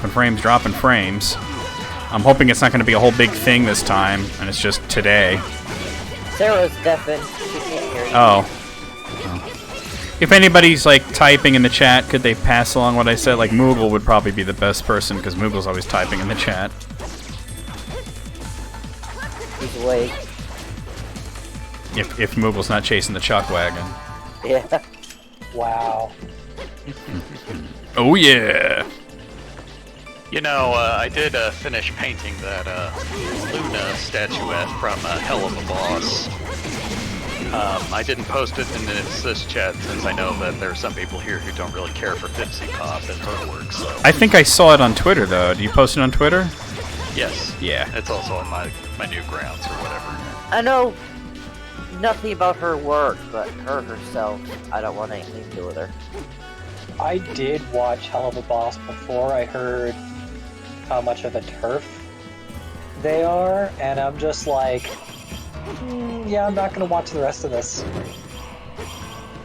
And it's so well animated too, which is really disappointing. There are people who just don't deserve to be as talented as they are. She's not necessarily a turf, because she's defended trans people, but the specific trans people she defended, it was mostly true scum and envy foes. Like, she was defending, said that Blair White is one of the best and bravest people she's ever met. Meet more people. She defended ContraPoints, who's also a big envy foe, but true scum. Yeah, I mean, I really like the show. Honestly, I mean, sometimes, fuck, alright, I'm just gonna go ahead and say it. I do believe that you can, in a lot of cases, separate the work from the artist who made it, but, sometimes I you can can. understand. Yeah. I mean, I just think you can't with J.K. Rowling, but... Yeah. There's instances where you can. Yes. There's instances where you can, but where it's, an online project where, like, most of the profits go directly to Disney Pop, that's why I can't support it. Oh, you could watch it for free, I'm sure, right? Yeah, I mean, Hell of a Boss you could watch on YouTube for free. I have no idea what the hell's going on. Has been until it got picked up by a network, and then that was it. Alright, we're going to Saruga. Yeah. I mean, I suppose if you copy the URL of the video and download it, then you could watch it locally without any ad revenue going to them, but you'd have to go through that hassle for everyone you want to watch, and that just seems very tedious. Sparkle, don't you think that using ad block would be like a much faster solution to that? The thing is, I have YouTube Premium, and I don't know how that... Oh, yeah. No, see, in that case, I would just switch to the other browser. Or something like that. Log off, private window. Yeah. Because the way that YouTube Premium, or when they called it YouTube Red, works is it's literally by views. Yeah. It came with YouTube TV, apparently. Which the only thing I use YouTube TV for is showing Bob's Burgers. So. Yeah, right. Remember when you said that there was a new Jimquisition, and I was like, oh, I hadn't seen it, and then you said what it was about, and I go, oh, I did see it. I didn't know it was a new one. I hadn't seen it. It's just they've covered that Bobby Kotick thing before. I just didn't know that there was a new. I didn't know that there was new information about that, so I did wind up watching it last night. Yeah, they called out Bobby Kotick specifically about the abuse. Say that he not only knew about it, but he participated in it. Yeah. What was interesting though, and it was pointed out in the comments, because you said that like Jim Steph was unusually angry in that one, or angry even for them. Oh god, this is gonna suck. And somebody said you can tell that Jim Steph is really angry when they don't end it with "Thank God for me." Way to say that, they usually don't when the things are really serious. So that time they, said, instead of saying "Thank God for me," or like, that you thankful for the developers who are going through this make stuff. But yeah, they'll just walk off and won't say "Thank God for me" when they're really, really pissed off. Yeah, it was kind of a very raw sign-off there, and oh god. And even the opening, rant went on a little longer than usual, but, they had to stress that, they are, oh no! the same drum, but it's a drum that needs to be beat over and over again, or people will forget about it. I forgot how quickly these dragons can kill you if you, get comboed like that. I can do this, though. They're like, like how Ubisoft pretty much got away with it. That's why they always bring up. Yeah, and the thing is that they say every time I bring it up, people are telling me, oh, why are you beating a dead horse? And somebody in the comments said a really good thing about that. They said, well, the horse ain't dead yet. Yeah. And not only that, but they said that, people shouldn't forget about that. They should say things about it until something is done. And they're like, now that we're calling out Bobby Kotick, why don't we call out Yves Jameau? Because he deserves it. Yves Jameau's the president of Ubisoft. Yeah. Who I'm sure is not innocent in any of this. Definitely not.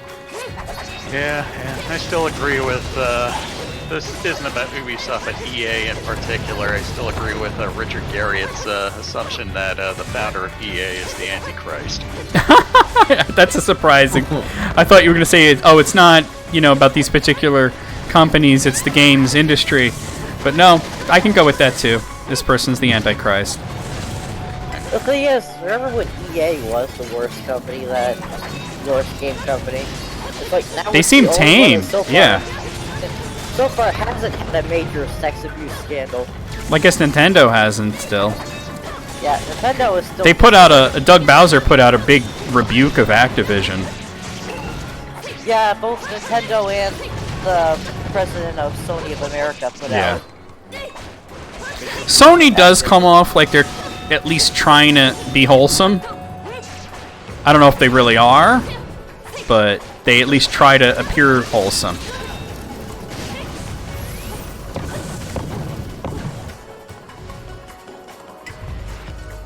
I got it worth it. My swords are taking all the damage instead of me. EV, I heard about Nintendo Metroid Dread. I heard that while it was being developed, Mercury Steam wasn't exactly a good place to work. I haven't really done research into it, but I heard there was a lot of abuse going on there and stuff. Mercury Steam has a long history of not that kind of abuse, though, not like sex abuse kind of thing, but they have a long history of overworking their employees. Yeah, I was gonna say overworking and crunch culture and stuff. Yeah. Okay. And it was not actually during Metroid Dread that it came out. I think it was during more like Samus Returns and Castlevania Lords of Shadows 2 that those issues were brought to light. Especially with how disorganized they were during Castlevania Lords of Shadows 2. They had major issues with, nobody knowing what the hell was going on. And they had one guy, the executive producer who was in charge of the Castlevania series at the time, basically acting like he was, like he was the second coming of Hideo Kojima, Which, it's sad that, crunch culture, which is an abusive culture, at this point we just shrug it off and say at least it's not, At least it's not sex, abuse, yeah. Badgering an abuse victim until she commits suicide. Uh-huh. But unfortunately, the crunch culture, the blame, I think you can squarely say it's not so much the developers as it's the publishers. The developers, I'm sure, would love to just take their time, but, then the publishers give them these deadlines. Oh, it's always the case. And then, of course, you got the end consumers who really aren't actually advocating for, better working conditions. They just say, fuck better working conditions. I want my FIFA. Yeah. Which, like Jim Steff always says, just burn the whole institution down. I think it'll probably die again in the future, and the whole geek chic and tech chic thing will probably wind up reversing itself within the next 10, 20 years. Hold on, what am I doing? Where am I going? It's possible, that's for sure. Oh, I need to head down, which means I gotta head all the way back this way. Because I can't get to down from here. My bad. At least I'm level 80 now.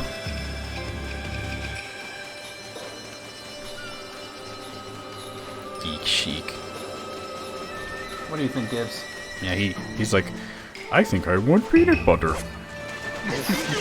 But these two brats, Gunny and Gibbs, got so used to getting the peanut butter, late at night. It's been like something like 4 or 5 days since Gibbs stopped taking the evening pill. And still, every time in the evening I go anywhere near the kitchen, Gunny jumps up and hurries in there to see if he can get a spoonful of peanut butter. I told you that would happen. Yeah, I thought that it would have ended by now, They still get it in the morning. Well, Gibbs does every morning. Gunny, if he's around, I give it to him. Sometimes he's upstairs, and obviously I'm not going to be like, Gunny, come get your peanut butter.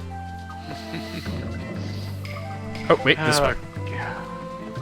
We're taking Gibbs to the doctor again next week, so for his follow-up. And I think that's going to be a cool visit because, well, one, I'm going this time instead of my brother-in-law because he kind of bungled the whole thing. and the other is Gibbs is doing so much better. So his rash completely cleared up.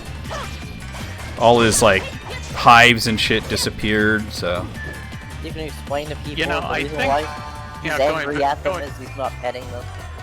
yeah, you know, it's funny though, is like when Mom and John took them there, you know, he did bark at a woman that walked by him, and my mother did say that he's mad that you didn't stop and say hi. And she said, "Can I?" And yeah, go ahead, because Gibbs is like, you know, very friendly with people. Yeah. Gunny's the shy one. He'll let people pet him sometimes, and sometimes if you go to pet him, he'll hide behind like me or Mom or somebody. Love the cable guy though.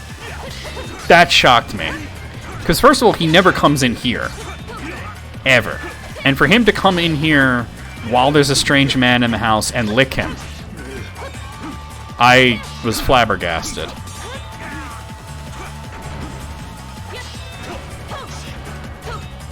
Being Okay. Betty's past life, that was one of his owners. Maybe the guy had good energy, right? Yeah. The first cable guy that came by, it was interesting because I didn't let Gibbs near him until he was well calmed down, because I told the guy, you know, outside, I said, hey, look, I had Gibbs on the leash. I said, look, I'm going to keep him on the leash because he's really friendly, but he tends to jump on people. And the guy said, oh, he can't jump on me. I just had heart surgery. I'm like, don't worry, I'm not going to let him jump on you. I said, I will keep him on the leash until he is well calmed the fuck down. It's like, yeah, last thing we need is for him to jump on somebody and, like, open an incision, you know? Alright. Out of friendliness. Gibbs is friendly, but he's also a big and strong dude. Yeah. See, now my brother-in-law, he's got this issue where he doesn't listen, right? So he had just hurt his finger. Like, he had, like, broken one of his fingers or something. He fell and, like, broke his fall real bad and hurt one of his fingers. And he's recovering from that, and he's holding the leash. He's got Gibbs on the leash. And Gibbs pulls and lunges and stuff because he's, you know, trying to be friendly with people, and he's strong. And my mother kept telling him over and over again, wrap it around your wrist. And he just wouldn't listen, and Gibbs lunged once and really fucked up his finger, and Mom was all pissed because she's like, it's his own fault. He doesn't listen. She's like, next time you come and he can sit and watch Gunny.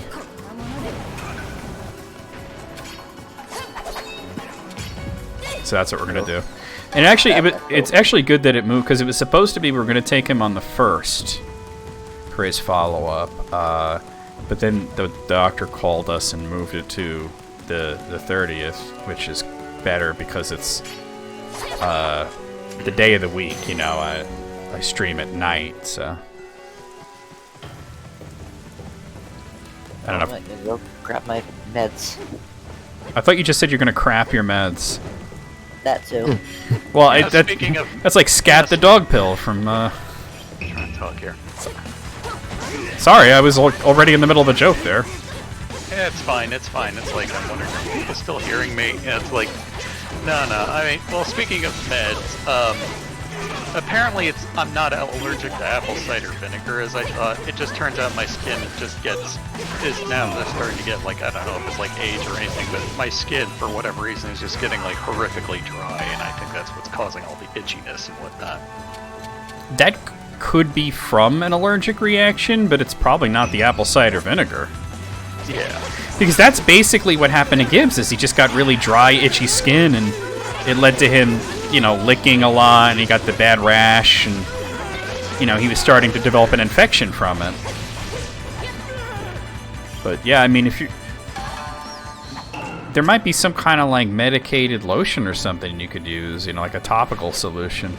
Yeah, I mean, I'm applying, like, lotion after I get out of the shower, so, I mean, slathering myself in the stuff helps.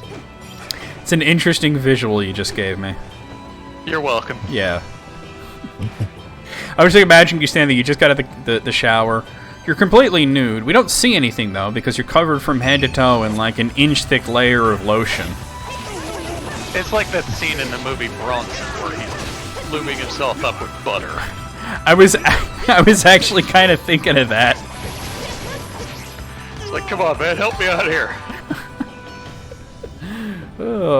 Plus, now my butt is all buttery. Oh, I come back too. Come back, my butt is all buttery. That was a quote from one of the Deadpool comics.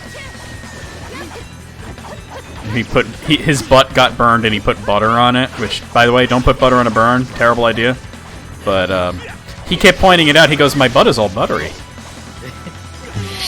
While pointing to his ass. Yeah, that's Deadpool, alright. That sounds like something he'd do. Yeah. Woo. To be honest, there's very few things that don't sound like something Deadpool would do. Oh yeah, the therapist I go to, who runs the support group I go to on Mondays, she saw the original Deadpool for the first time and she was just flabbergasted.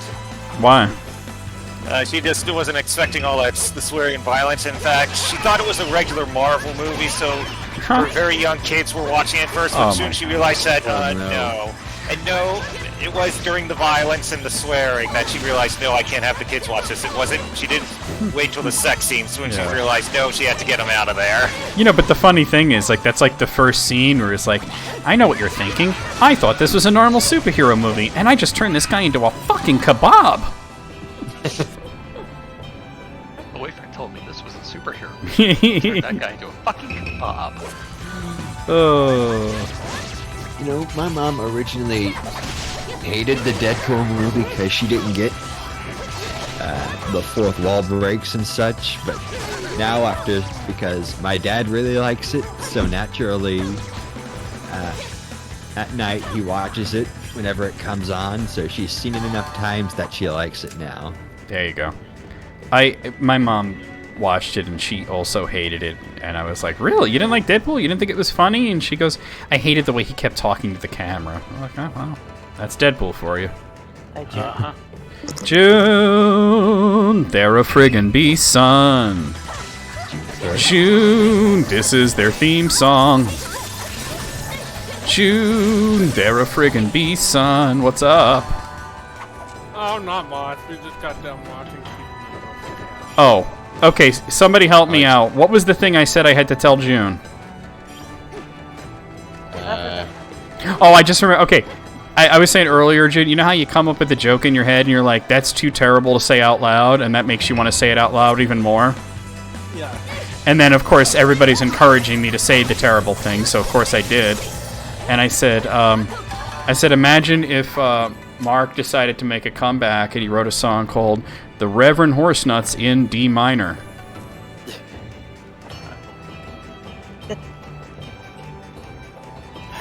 The fact that I'm getting no reaction is freaking me out. June, are you okay? This side. At what point in the 20 plus years that you've known me have I ever been okay? That is fair. That is hella fair. Alright, I want to go in. Here. Can I finally equip these swords? Yes, I can. Alright, give me a second here. But yeah. The Reverend Horsenuts in D minor. You know that's funny. I don't think it was a A minor. That was what I was gonna say originally, but then it's too obvious. Like what the joke is. But everybody got it anyway, so. Yeah. You know, recording at that famous recording studio right next to St. Jackson's School for Shirtless Boys. Do you remember the first time I said that? It was like you made a joke about Sean buying a house because it was next to a school or something like that. Yeah. And then I said, yeah, St. Jackson's School for Shirtless Boys, and you just lost it. Honestly, you can do a lot with really funny school jokes. Like, yeah. Like audacity. The audacity of like some school names can do, like, no, Earth Hills Memorial High. Oh god. Alright, let's see what fresh fuckness this is gonna be. Gonzo Shitcock Elementary. Oh, it's the dragon. I just fought two of these guys, and you're really gonna think one of them is gonna be a problem? Alright. Cool. Cool story, bro. Kick. This game reuse bosses a lot. Well, the enemy layers tend to have like multiple bosses. Like you'll fight two with the dragon, you know. Whereas part of the post game is also going through the other characters' dungeons and fighting the bosses that are exclusive to them. So you do wind up. It's just funny that I came across where I had to fight 2 of these guys first, and now I'm fighting just the one. Because I don't know if I need to tell you this, but it's a lot easier to fight 1. Although I'm doing very badly here because Gibbs is trying to lick my hands. I miss my teeth. Mark Scott, formerly of Zombie Sneak Attack, currently of Meth.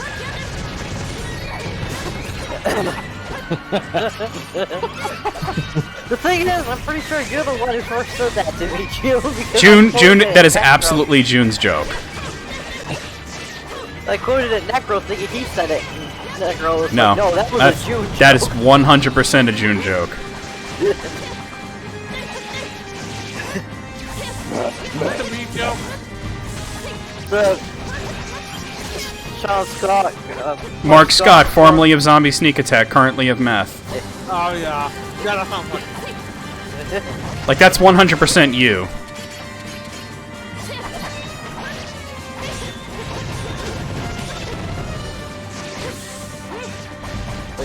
I could be fuck. making fun of somebody for being an addict so much, but it's fun. Technically, we're making fun of him for being an asshole. Oops, that's true. He just happens to be an addict. Well, and making fun of him for being a pedo, too. Yes. Yeah. What's funny is that we say the same things about Sean when there's been no indications that Sean had those inclinations. But the thing is, like, if you learned that Sean was a pedo, that would probably only be the 3rd or 4th worst thing about him. Yeah. How? How? I'm reminded of an old Encyclopedia Dramatica article. Oh, God. And it went on about how this guy was so terrible that when you found out that he was also a pedophile, you would say, oh, that's it? Yeah. And I feel like that's gone. Yeah. Who, incidentally, was also an Encyclopedia Dramatica.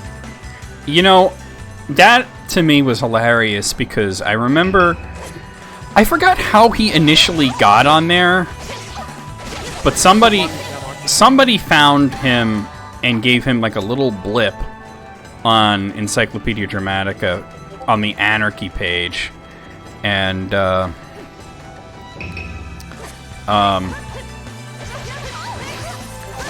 remember you showed it to me, June, and then I was like, this sucks, I can make it better, and I enhanced it a bit, and then that version of it has remained unchanged until Encyclopedia Dramatica went down. Yeah, I remember how, like, the entire page had turned into this huge disaster, and in Yeah. the middle of it, like, the eye of the storm was a little bit making fun of Sean. Yeah. I mean, it was all, like, huge text and different colors and shit, but it was still exactly the same. Like, nobody changed the actual content. And, what was really funny was he found out about it somehow, and then... That was actually what ended our friendship. Really? Yeah. I thought it was him caping for, like, EA or something. Because he found out about it and made an account on Encyclopedia Dramatica and then tried to convince them that they shouldn't make fun of him because they don't want their site to be about making fun of people. He really did not understand the Yeah. And they were just like, welcome to the internet, dude, you know, like... I feel like Chris Chan made that same appeal. It was, yeah, well, yeah, I guess so. That's an unflattering person to be compared to, and by that I mean Sean, not Chris Chan. No, but on the real, Chris like... Chan's currently in prison for raping their mother, so... Oh, wow, I did not know that. Christ. You didn't know that? No, I did not know that. What the fuck? Yeah, she has been since September. There's things that I want to know and things that I don't want to know, and that's definitely something I wish I didn't know. I didn't want to know that. Yeah, No. Chris. Yeah, that happened. I can't even stand to Wow. put the words in my mouth. But yeah, that happened. That was a thing that happened. That's horrible. But anyway, Sean also wound up on a few other pages on Encyclopedia Dramatica, like he was on the page for douchebag. Yeah. And I think there was another one. I forgot what it was, but there was a few instances like that where it was just like, you know, he got added a few times, and I remember he was just he was like, surely you do not wish your site to be about, you know, mocking people and for being different. And they're just like, welcome to the internet. But June, you have to elaborate on how that caused your friendship to end, because I had been done with him, and you sort of still talked to him for a little while, and I always thought it was one of his like super capitalist, you know, Ubisoft is good things that caused you to drop him. No, like for a while when he got into anarcho-capitalism, you know, I was still in my libertarian phase, so I kind of like read into it myself. Yeah, but I remember you thought, even then, you thought that was pretty ghoulish. Yeah, of course, yeah. Yeah, I mean, even if, like, okay, I didn't dismiss it out of hand because, you know, libertarian, but it didn't take me long to realize just how bullshit it was. Yeah. But what did Encyclopedia Dramatica have to do with you dropping Sean?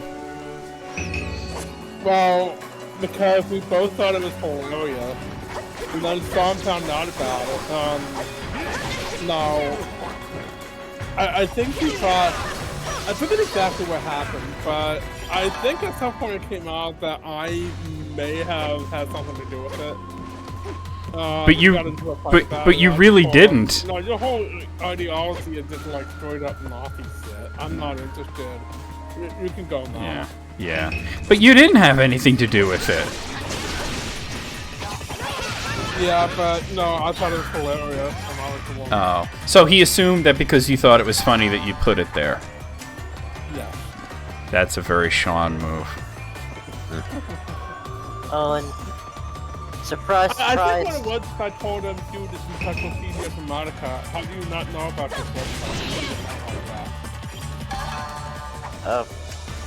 Surprise, surprise, Sparkle says that Windows 11 is hot garbage.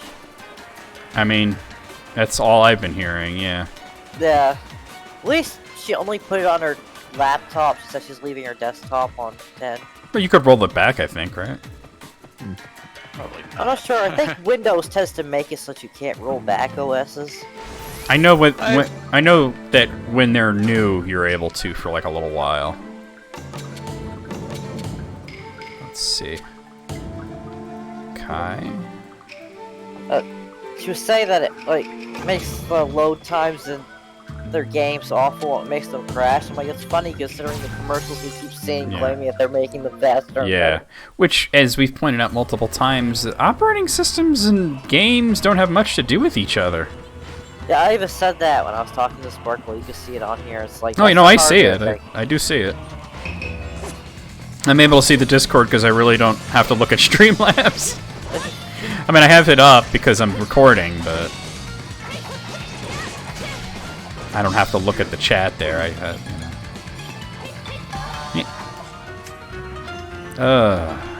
we go this way. Okay.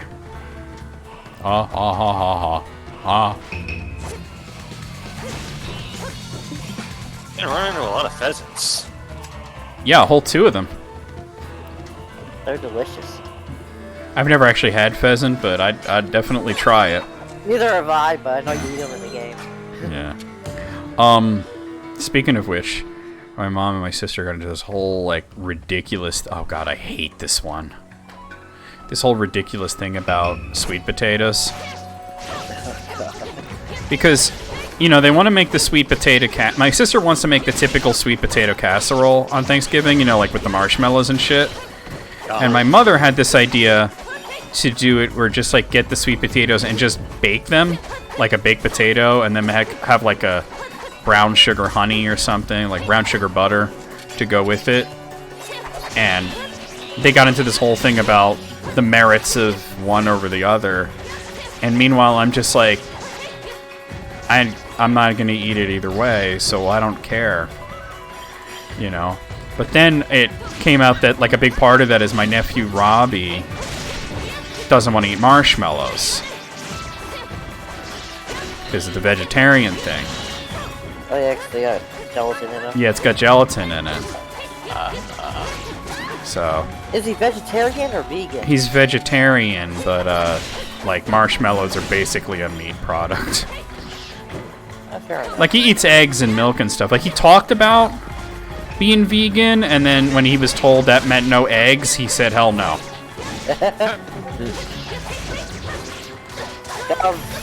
God damn. Dude, last Thanksgiving dinner, we have turnips instead, which I'm always surprised to find out how few people actually eat turnips. You know, I've never had a turnip in my life. A lot of people tell me that, and it's like, they're like a staple of my family's meals, so it's like, until I was an adult and heard so many people tell me they've never even had a turnip before, I'm like... Yeah, I have no idea what they taste like. What are you, Russian? No, we're... White. Yeah, or white butts, but... Well, you're like, aren't you like Irish or something? Irish, mostly on my dad's side. On my grandmother's side, it's like a British-Norwegian mix, plus my late unlamented grandfather was Native American. According to 23andMe, most of my DNA is from Britain. You know, I have never done the DNA thing, because I don't want some fucking corporation to have my fucking genetic profile. But my sister did it, so I figured, well, that's extremely similar results, so I might as well look at it, right? I mean... it can't be that different between, you know, considering we're full-blood siblings. So I looked at it, and apparently almost all of my... well, not almost all of it, because there was a wide variety of things on there. But the number one thing, it was like 30% of my DNA is from Portugal. Which I had no idea. I mean, all the other things were in there, you know, like... well, Portugal, that's still not exactly white. But all the other things in there were like Spain and, you know... the Taino stuff and it's Italy and all that, you know. But it was like, for Portugal to be that high up on the list, it has to be on both sides of my family, you know.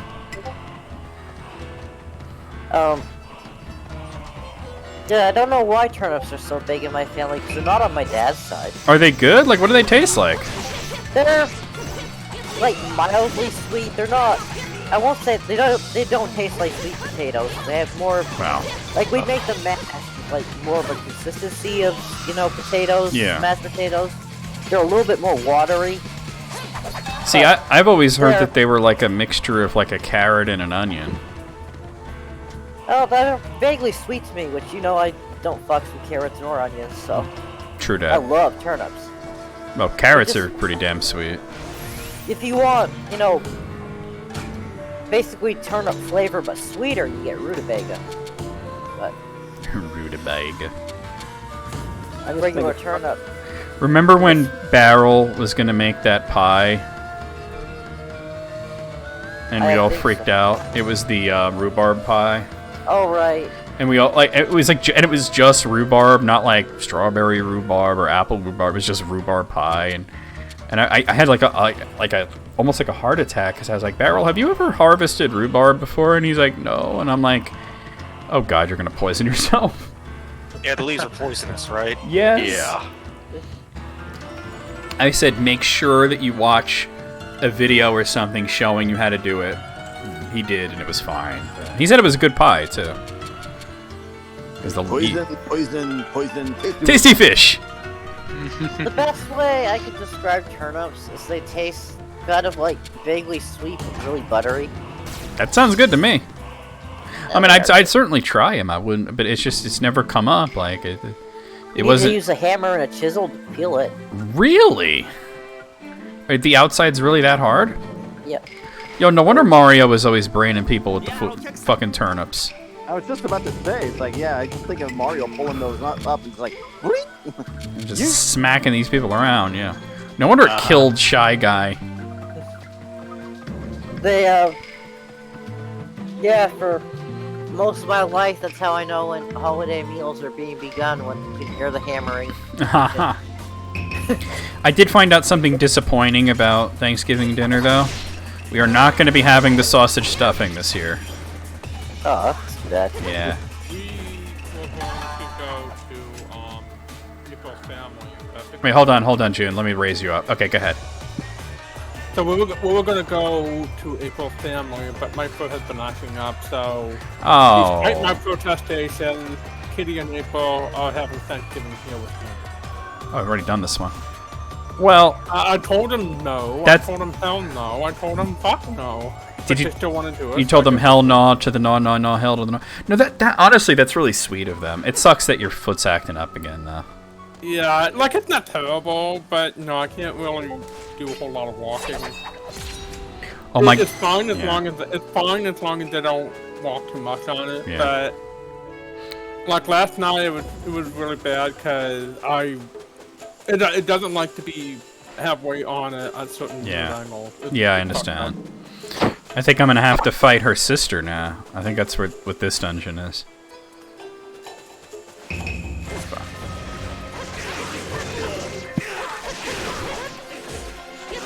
God, that boy she kept running into was her sister's boyfriend. Yeah, right? But she didn't even know it. Well, neither did he, for that matter. It's funny because the two sisters don't really cross paths in their main campaign. Only in post-game. Where, because you remember when I beat Kasuke's secret boss, which was Monohime, Torihime was there and said, "That's my sister that died a few months ago. What is happening here?" Alright, just go. I don't want to fight these assholes. Although, her first ending, Momohime, lives, and then her ex-boyfriend was so horrible, turned her off, and then forever. Yeah, she became a nun. Yep. Then we go off and become a Buddhist nun. Yeah, all the endings contradict each other because they're meant to be just different takes on what could happen. Yep. So her second ending, you'll see, is going to be completely different. I just like the thought that he was so awful, turned her off, and then forever. He was pretty shitty. Even Jinkaro seemed not as bad compared to him. And Jinkaro's a shitlord. He was. I know it was probably more because of, their whole Buddhist journey that she realized she wanted to get more in touch with it. That is true. But also, not having to deal with a shut boyfriend was a plus. Because he must have thought booty journey, not Buddhist journey. It's like, well, he was only with her for her, get off me, Gibbs. Her political power, really. That's the whole thing. Like, he wasn't even all that interested in her. Level up. I'm reading what you said about, yeah, I agree with everything you just said, June. What did I say? Everything you said about all the Windows versions. Oh, yeah. You skipped over one. Did I? Millennium, which was garbage. No, that's ME. Wait, did you say ME? Oh, I see it there. Yep, you're right. I did see it. Yeah, and Windows 95 was like the rough draft for 98. Bring back 3.1. Or NT. Oh my God, that reminds me. When I was a kid, we had Windows 3.1. Yeah, we had it too, yeah. That was just me singing Microsoft Windows version 3.1. That's amazing. The stupidest thing. Yeah, I think the very first personal computer my family had was like a Windows 3.1 machine, and then in 1995 my dad got us this Macintosh Performa, and that would be the last Windows machine I would ever use until at least 2004. Yep, it's the sister. We had 3.1. Yeah, we had 3.1 as well. I mean, my first computer was well before Windows, but we had Windows 3.1. I remember it. That was our first one. I think we were talking about that when we went to he asked what our first computer was. Yeah, that was his question of the day that day. And I said it was a Hewlett Packard that had Windows 3.1. Yeah, and I had the Laser 128. And also, I decided that I can't even remember what brand. that Right. weight machine was. I didn't hear what you said at the end there, EB. Just said that I just don't want to deal with Finn for a while. Yeah, I'm kind of probably not going to rate him for a bit because I didn't like the way he talked to you, to be honest. And he's a good guy, but he gets like that sometimes. Like, he did that once to me where, because he was talking about doing a stream where he was just going to build Legos. And he was talking about how he was going to keep himself in the retro category, even though he's not going to be playing video games.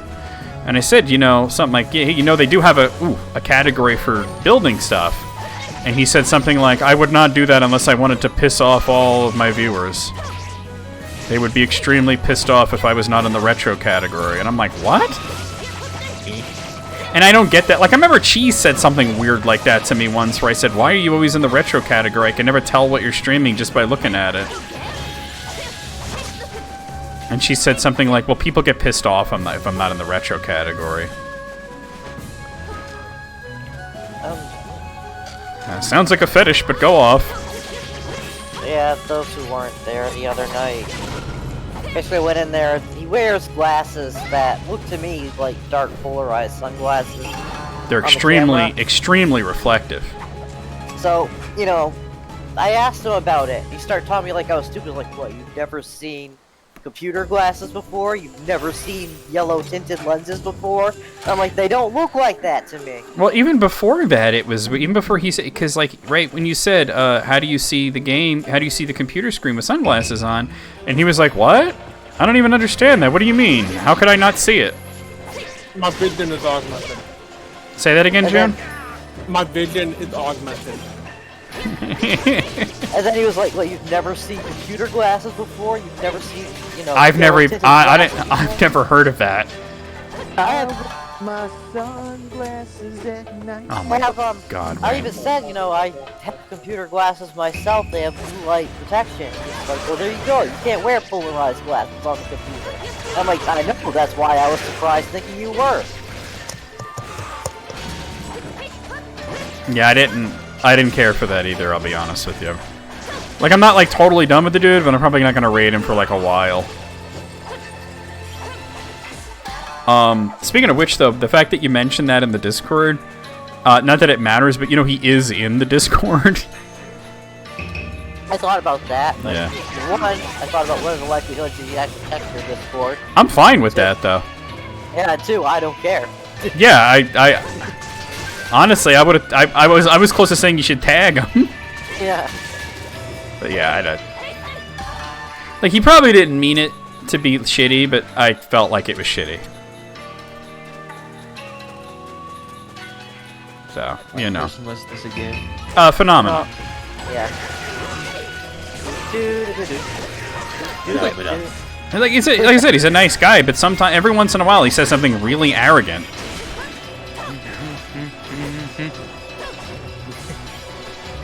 Everyone doing that just because. What is that? I don't even get it. It's a Muppet Show sketch. Oh. Phenomenon. Do you know that song is from a porno? Oh man. It is. I'm like not even joking. I figured. Yeah. Oh, get off of me, you stupid ass. I know you're already dead, but I hit you again.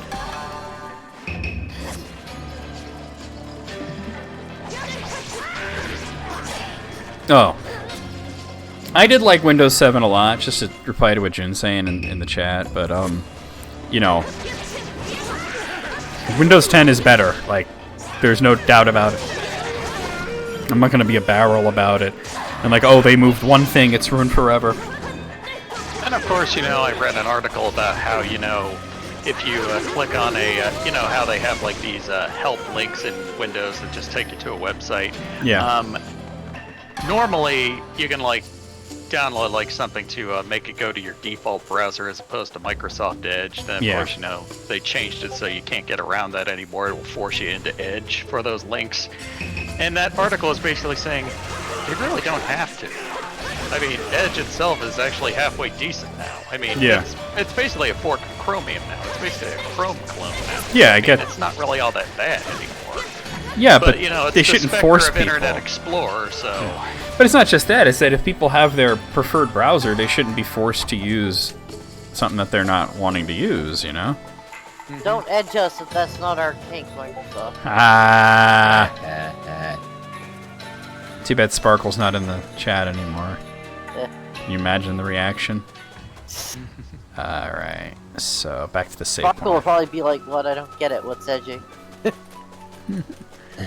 Oh, wow. I don't know. Sparkle's not as wholesome as she used to be. I remember one, like, it was like kind of like towards the end of the relationship with Theo, and I said something like, "What happened to you?" They mentioned in the stalls that Theo was kind of experimental with her. So There's nothing wrong with that, but like, dude, chill. yeah. You know? Because it was some of the memes and shit that were being shared that were like, "You're freaking June out." Yeah, I remember Our little Sparkle is growing up. Oh god. We both took down memes that she posted in the stalls, and it was like, no, that's stalls. We shouldn't have to take down things there. Yeah, the whole point is that because I remember when you told me that, I was like, "But that's the filth server. It is. That's the server for filth." Filth and apparently furry art, because... Yeah, what's funny is... That's filth. There was the part where Steven made a joke that was like... Okay, wait, hold on, June. I had raised your volume up and you were sounding great, but I can't hear you now all of a sudden. You're like really low. Okay, hang on. Oh, way That's better. not my mic now. Way better. Yeah, I had to take it off because Kitty came in the way. Anyway, so we were watching Steven Universe, and Steven made a joke that was like kind of inappropriate / awkward, and everybody was like, well. And I'm just like, yeah, that sounds like something Sparkle would do. Sparkle would just make like really inappropriate jokes because, she's too young to know better. Oh, was that the one where he kept shifting ages?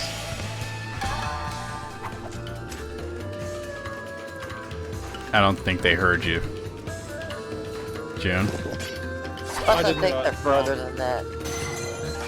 Are you talking about the one where Steven kept shifting ages? No, this is the one where Steven, his dad, and Pearl went to not New York City. Not New That York one City. is great, though, that episode. That was.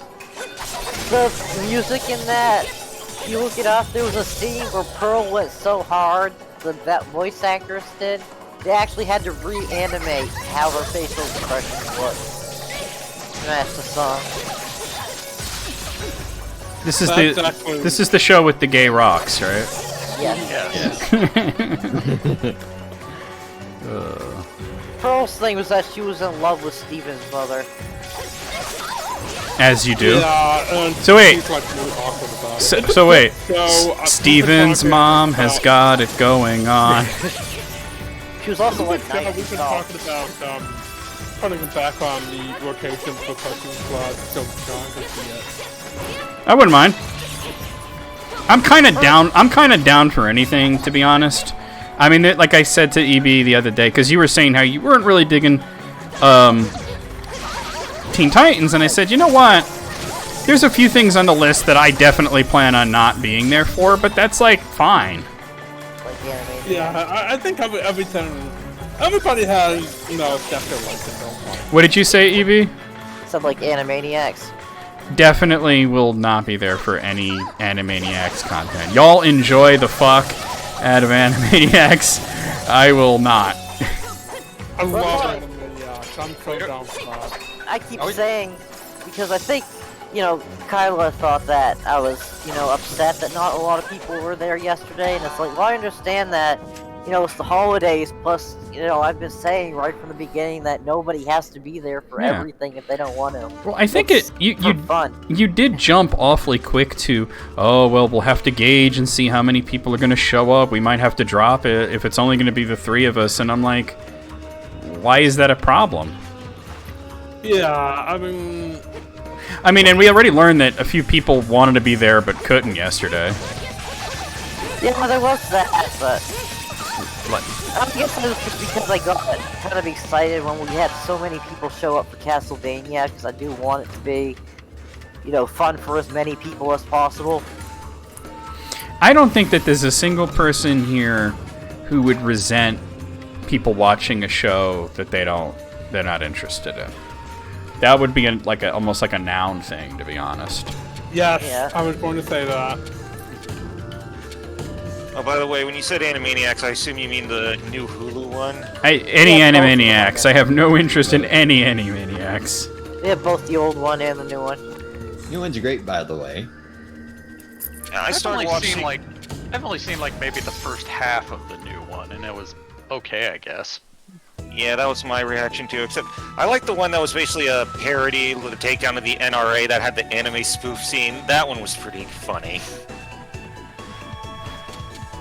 Going for that low-hanging fruit, huh? So, okay, so I guess it's pretty much confirmed we're just gonna do a rerun of Steven Universe at some point. I'd like to see it. I've heard a lot of good things about it. Down. It's one of my I'm into favorite it, yeah. cartoons. I wouldn't mind doing it again. Yeah, But we'll on have to find the right good time for it, I think. I mean, I have said, though... Oh, go ahead. The first season of it is a little bit slow. It takes a lot of setup. It seems like it's just a lot of pointless, you know, cartoony episodes. Like episodes a day things, but they Yeah. are actually all building up and setting up the full overall plot. Yeah, in season 3, the writing just gets so much better. Not that it was bad to begin with, but it just gets much funnier. They started including more regular characters like Peridot, who really, I think, expand on the show a lot. By the way, Peridot is supposed to be canonically asexual coded. I forgot completely what I was going to say. Like, I was trying to hold on to it that whole time, and it just slipped through my dick. Wow. Rebecca Sugar did like a podcast where she would talk about certain. Oh, aspects I of hate being this divorced. one. This is gonna And- suck. She said people had asked her before that Peridot she never gets to the point where she approves of or wants to engage in fusion, which you know is their version of, you know, basically relationship sex. Ponfar. Rebecca Sugar confirmed that yes, Peridot is supposed to be asexual coded. That makes complete sense to me. She's kind of a gremlin, and I love her for it. She is. You know, usually calling someone a gremlin is an insult. Yeah, well, that was before we started pre-planning the whole monster thing. That is true. You know about the Mind Goblin, right? Yeah. She was like, I'm not falling for that. You're gonna find somebody that'll fall for it, Evie, I swear. I can't believe how much bad luck you've had with that. No! My brother did.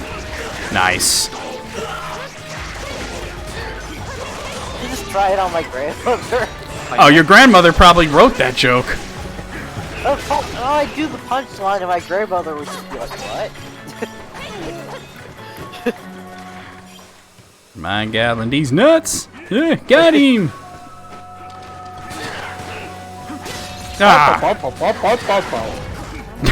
It's been a while since you've done that one. Barpo, barpo, barpo. You know what I miss, June? When you used to find like the craziest news stories and link to them, and you called it the Fudge Report. Oh my god, yeah.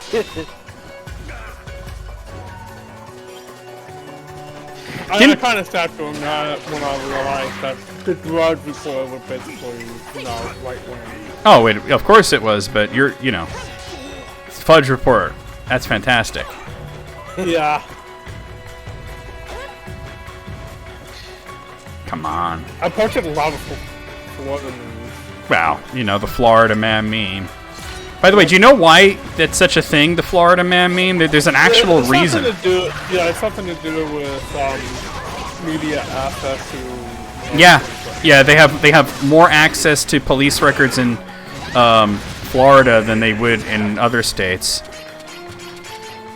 Sunshine Law or something like that. It makes says in a lot of the emails I get at work, it's like Florida has a broad public records law. Behave yourself. so everybody thinks everything crazy happens in Florida, when in reality, all that Florida shit happens everywhere. It's just you don't hear about it. Oh, I got nailed raw there. I was unbuttered bedpost butt fucking. It was a battle without butter.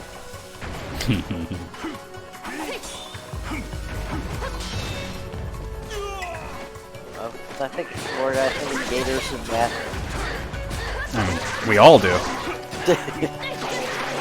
And the Golden Girls, I guess. The only wholesome thing to come out of Florida, right? Yes. A show about 4 little old ladies talking about sex. It was Sex in the Country. It was funny because it was like Sex in the City before Sex in the City. Way was a before thing, it. and Way before, yeah. And it was a bunch of little old ladies. Yeah. Less nudity, too. They're already pre-planning Betty White's 100th birthday. Yeah, I saw that on Twitter because she was trending, and then if you click it, it's like, don't worry, Betty White's okay. Yes! People are just planning her 100th birthday. I saw that. Oh man, that is going to be a sad day when she finally goes. Oh, so you're saying that Queen Elizabeth is going to win the Highlander duel? Ooh, I didn't think about that. Because that's it. When all this bullshit is over and we're all dead and gone and the world is just an ashy wasteland, you'll see just Betty White and Queen Elizabeth facing each other with claymores. There can be only one. If Betty White goes down, it's because she'll...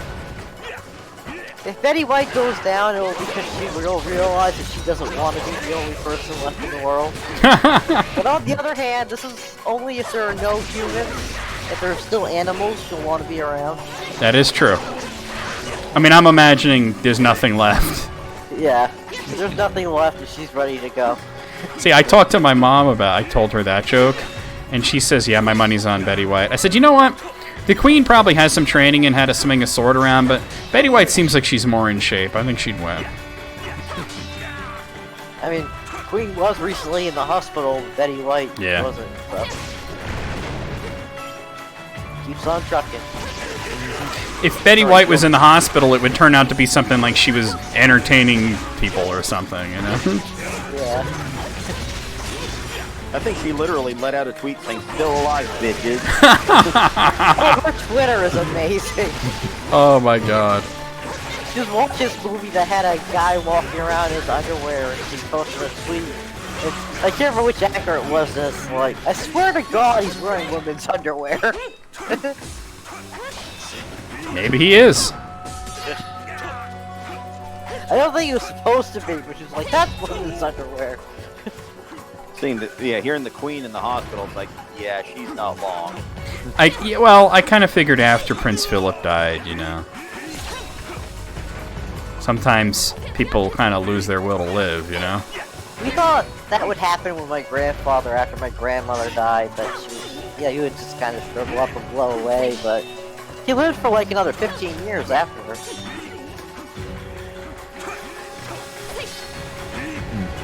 My grandfather passed away before I was born, and yet my grandmother lasted until I was in my 20s. Wow.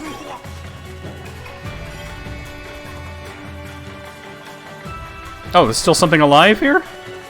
Oh, in the case of my grandfather, it wasn't just that he was, so totally in love with my grandmother. It's that she also basically dictated how he lived his life. Nobody take care of him anymore. Yeah. I mean, he wanted it that way, but he needed somebody to tell him what to do at all moments.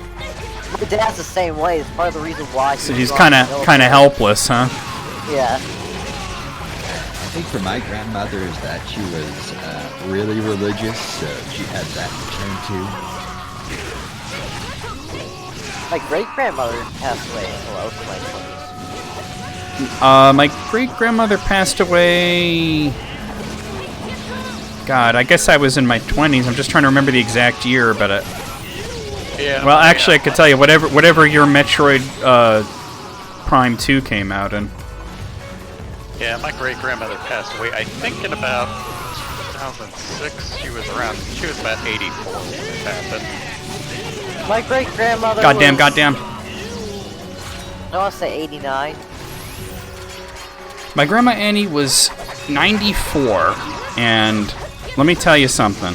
She didn't know she was 94. And I'm not just talking about the fact that she had gone a little senile. I'm talking about she didn't act 94, you know? And I remember I went to see her at the retirement home, and I didn't know it was going to be a couple of days before her death, but it turned out it was. But it was right when the governor of New Jersey at the time was embroiled in a huge scandal, because governors of New Jersey are always embroiled in scandals. And I didn't know about it. It had just hit the news, and I was like coming off of work, and I go to visit Grandma Annie in the home, you know. And I come in, and everybody's like, you know, all the old people are in like the dining room, the dining area, having like dinner, you know. And I said, hey, I'm here to see Ann Mescola, and they say, oh, she's in the day room. And I'm like, why the fuck's she in the day room? I'm like, it's a little strange, you know? Why is she in the day room when everybody else is eating dinner? So I go to the day room, and there she is, completely by herself with this tray of food watching TV. And I said to her, what are you doing in the... Why aren't you eating with everybody else? And you know what she says to me? She goes, oh, they're so old. It's depressing. I can't stand being around them. They're so old. But anyway, then she's watching the news, and she says, McGreevy's a lesbian. And I'm like, what? And she said, Governor McGreevy in New Jersey, he's a gay lesbian, and they're forcing him to quit. And I'm like, huh, okay, you know, all right. Because that, you know, obviously lesbian was not the proper term for man, but it was a scandal that he was cheating on his wife with a guy, right? Yeah. And so anyway, I go home, and I said to my parents, I said I visited Grandma Annie, and she was watching the news, and she said, McGreevy's a gay lesbian. So I thought it was hilarious that she said gay lesbian, you know? And she said it in such a non-judgmental way, you know? And she goes, what are you... No, Grandma's out of her mind. She's senile. Like, I don't know. Like, she didn't seem like she was out of her mind, you know? They always would assume that she was more senile than she was, I thought. I felt like they didn't give her enough credit. So anyway, she's like, well, he had an affair, but it was with a woman, right? I was like, I don't know. It could have been a guy, right? Then, like, you know, 2 seconds later, it's on the news, and I was like, oh my god, he is a gay. Grandma was right. I said, I told you. I told you what the last thing my great-grandmother said was, right? I'm sure you did. I unfortunately do not remember it. So, she'd been out of it for probably well over a decade. She'd had an accident that caused her to have a stroke. She'd taken a fall on some ice. Ooh. It almost killed her. She'd broken her hip. She'd smashed her glasses into her face. That caused her to have a stroke. Oh my She was god. stuck outside cold for over 3 hours. They thought for sure she wouldn't make it. She lived for like another over a decade. She became really quiet, and everybody assumed she was kind of not with it. Yeah. Well, she's on her deathbed. She tells my grandmother to come closer.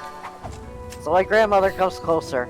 Just leans in and she goes, I hear Laura fucking Barry almost every night. Oh, now, that's Barry is my Aunt right. Patty's husband. That's right, and it turned out to be true, right? Yeah. After my Aunt Patty died, I found out that they were. Oh, I remember. Okay, now I do remember that. Yes. That was the last thing she ever said.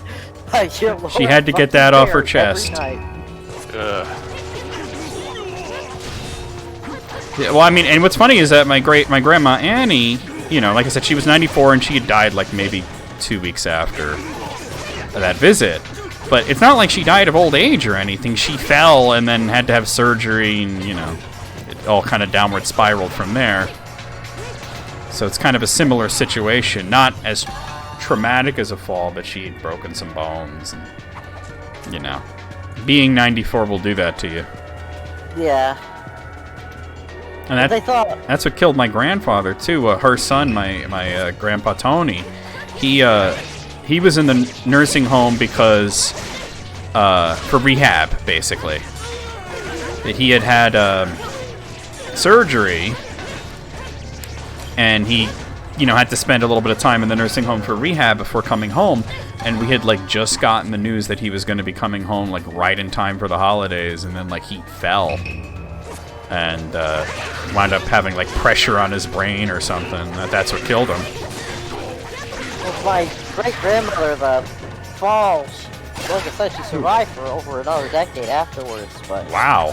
they thought for certain that she was going to die because not only did she have severe hypothermia, she was outside in the winter, dead of winter for 3 hours, but she, had broken her hip, she'd had a stroke because of it.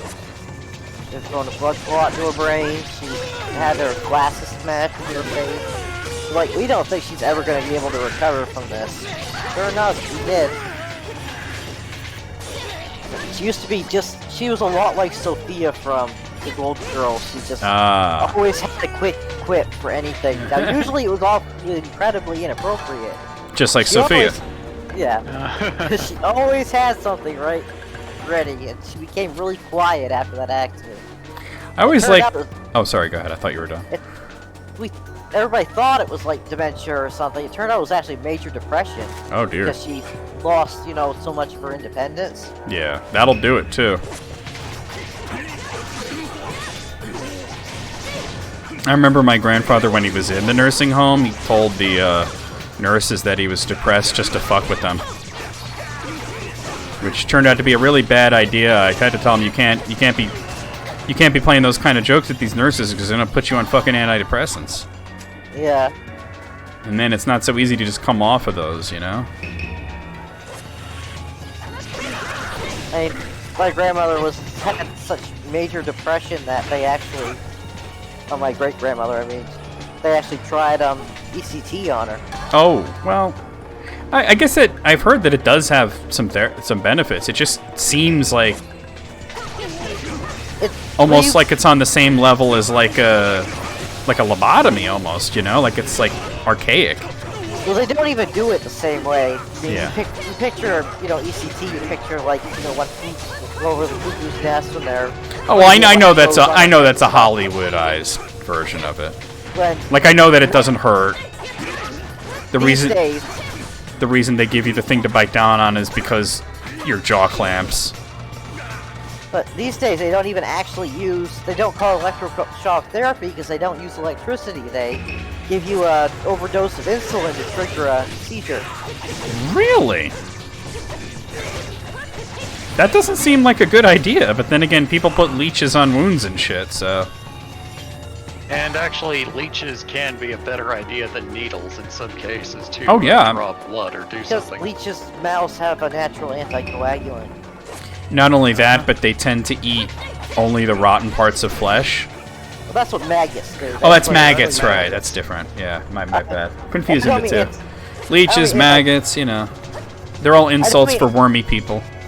I don't mean anticoagulant, I mean a coagulant. They stop the bleeding. Because they'll put it on there and they'll, take off the excess blood and it'll stop the bleeding. And then they just fall off on their own when they're done, so... And then some nurse puts them in a jar of alcohol and they die. Yeah. At least they die happy, right?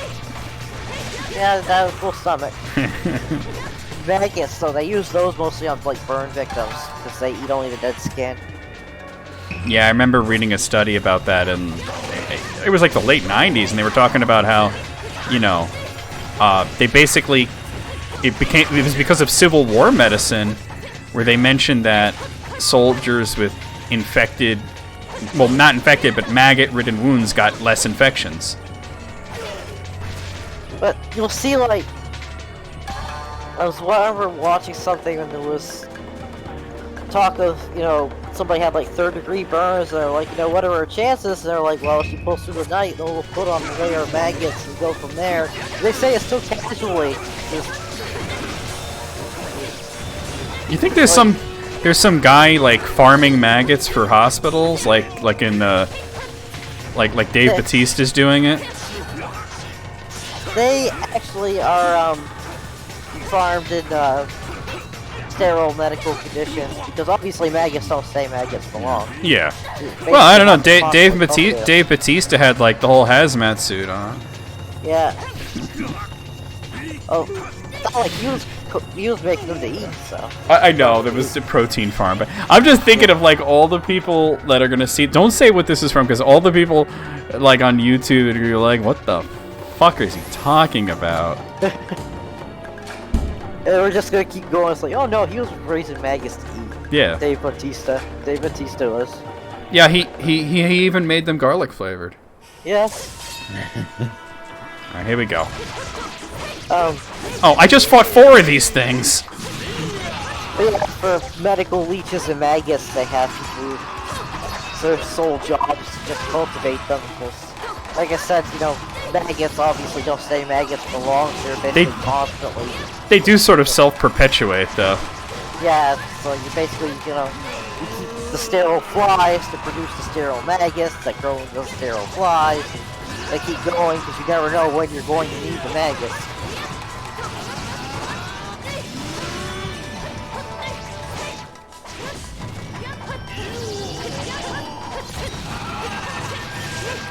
That just got me that, you know, show that it was completely serious, dead serious, casually mentioned that, you know, for bird treatment, oh yeah, then we'll add a layer of maggots and see where to go from there. And I'm completely serious that Dave Bautista was growing garlic-scented grubs. Yep. I've been commenting like, that was just a movie! Yes, I know. The challenge for you, YouTube, is what movie?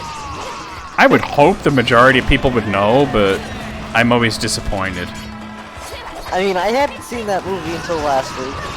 I mean, I had a guy yell at me for not using items in a very specific order in Breath of Fire, so... Yeah. Then you have people, like, defending Alvastia Chronicles. Ugh. I'm 100% convinced that was the developers of Alvastia Chronicles, because all of those comments came in a very short span. You know what I mean? And they all basically said the same thing. So, I think that was like the opposite of a review bomb kind of thing, where they were trying to all say nice things about the game. I'm surprised that I'm surprised EXE Creates didn't try to sue me or whatever. Could be worse. Tribulation. Like how restaurants pay first positive reviews. Yeah, exactly like that. Well, I mean, Tanya was saying that she was going to take legal action if we doxed her, and I'm thinking like, who the fuck wants to know where you live? I'm gonna be honest with you. Wikipedia, apparently. I mean, according to June, who's been there, we don't want to go there. Yeah, June has been to your place. They said it sucked. It was dirty, and you suck at Mortal Kombat. Yeah, Tanya was like... I mean, so June goes down there to, and you know, she's got her shitty little Sega Genesis and whatnot to play Mortal Kombat, like Ultimate Mortal Kombat 3 with June. And June, this was well before June had gotten into fighting games. Yeah. So June had no idea what they were doing, and was actually mentally preparing to be a gracious loser and not to be salty about it. And it was just kicking Tanya's ass over and over and over again. Apparently Tanya went through like the whole roster. Yeah, it was basically Liu Kang killed the Mortal Kombat universe. Which is the plot of one of the games, but...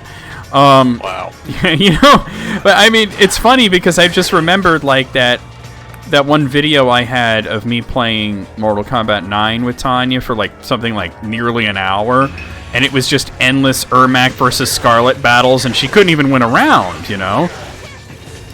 And I remember she even had told me, don't go easy on me, because I wanna learn, I wanna face you at your best, and so use your best character, and I'm like, I'll use Ermac, and you know, she couldn't even come near me most of the time. And it was funny, but it was like, I remember she was telling me how she was really good at Mortal Kombat 3, and I'm just like, okay, being able to beat like your like the little girl that lives there does not make you good at Mortal Kombat 3.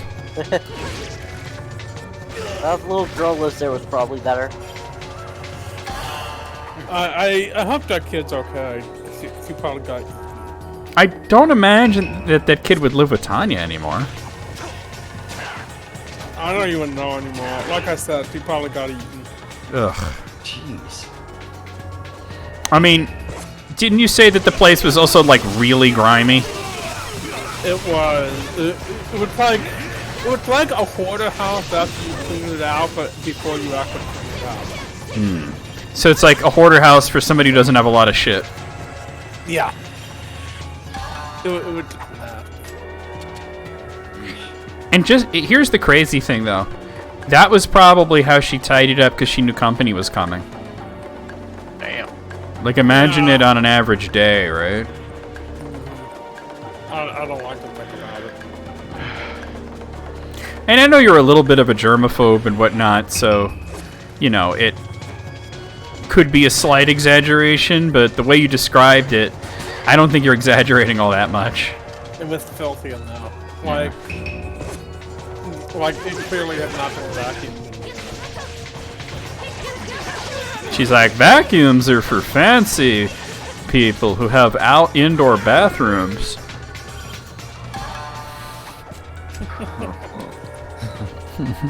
When did Tanya mention doxing again? During the whole tribulation saga, for some reason. Because remember how we all like made comments on our Twitter, like she even blocked you for saying hi, Tanya. Yeah. Which I thought said a lot about her intentions. Because you didn't even say anything really negative. You just said hi, Tanya, and she blocked you. Because that showing that she was really trying to hide that it was her. Yeah, she was hiding that it was her.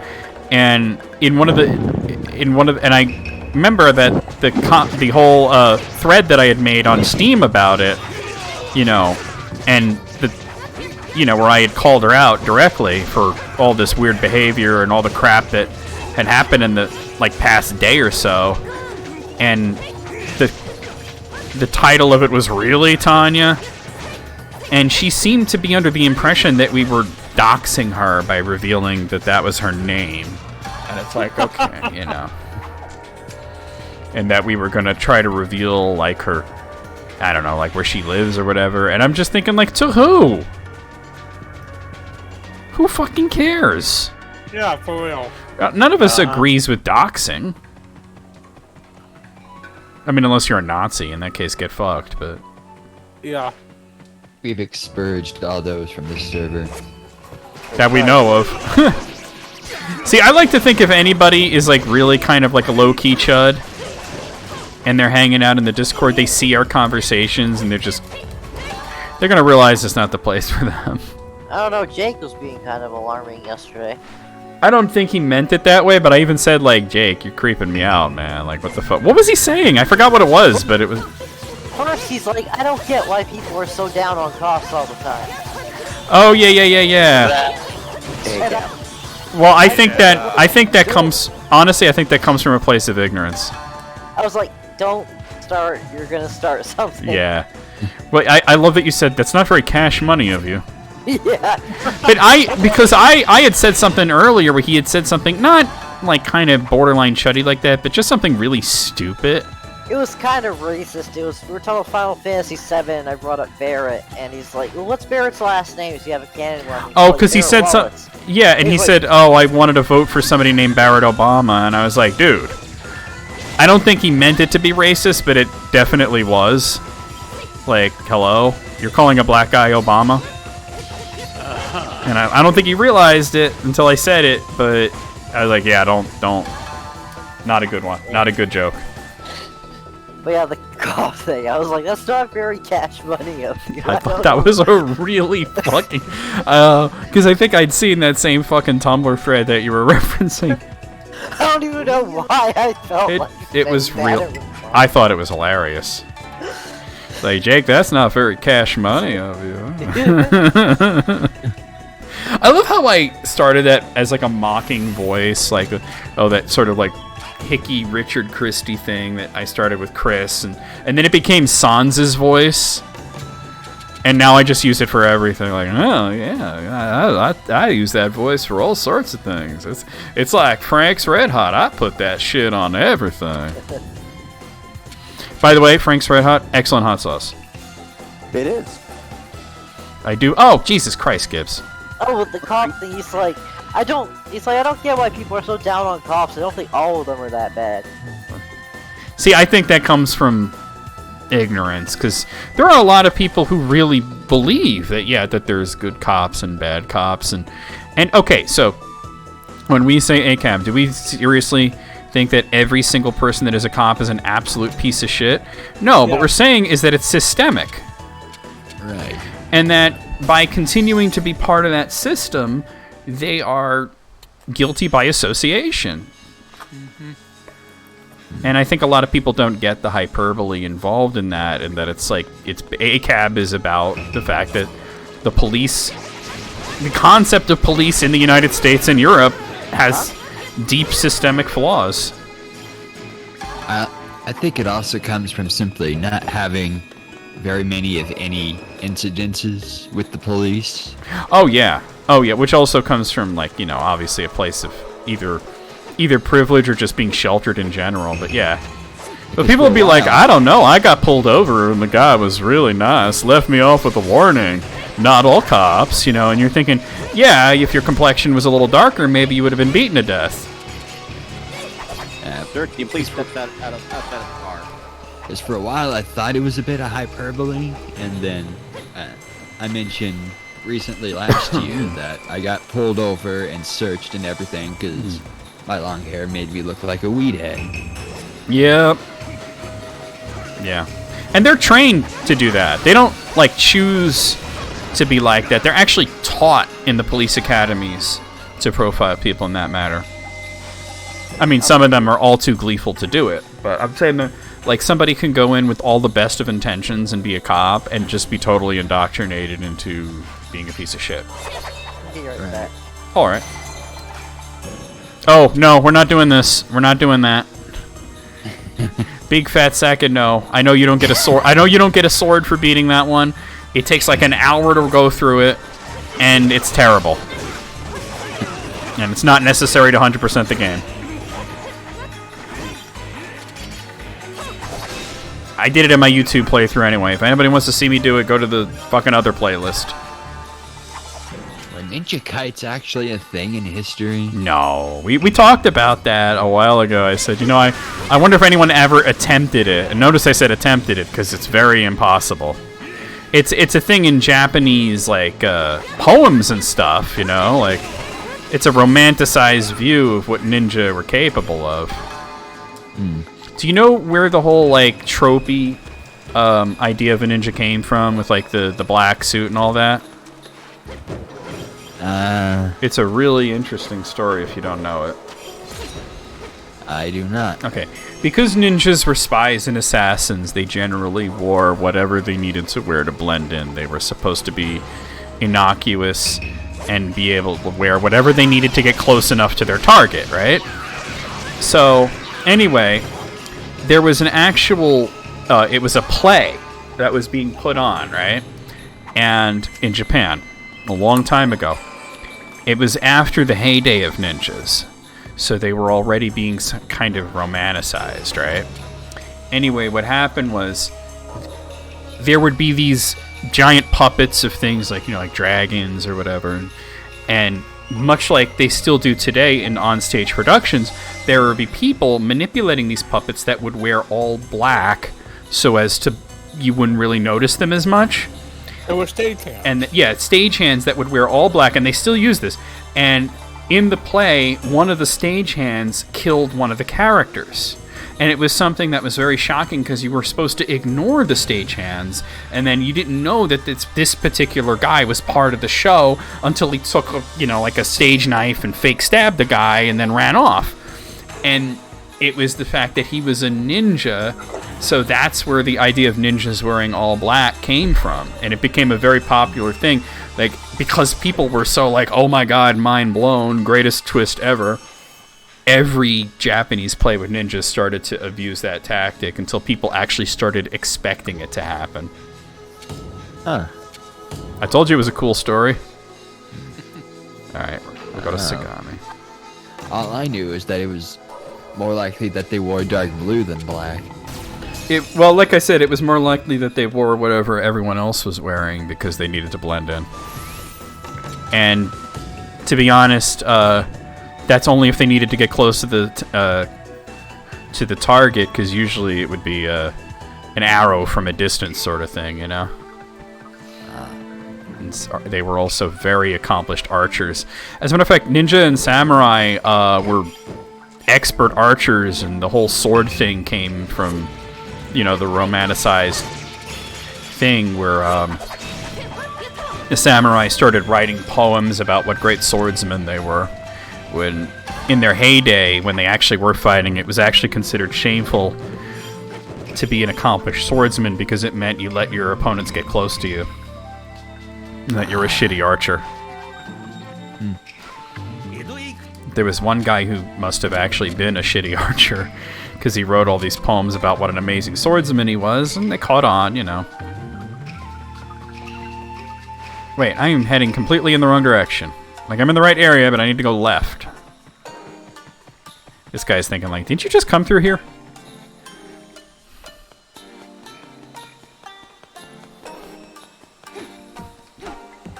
Now you got me thinking of that movie Beverly Hills Ninja with Chris Farley and Robin Shue. Haven't seen that one. Oh, it was bad, but it's like the kind of like funny bad, because it's like you got Chris Farley and Chris Rock is in it. You know, it's this really stupid movie. Like it wasn't based on a Saturday Night Live thing, but it was like, I think it was a Lorne Michaels production, so it had that kind of vibe to it, you know. But the whole thing was that he was the big fat white guy that went to the ninja school, and they sort of gave him like a pity diploma.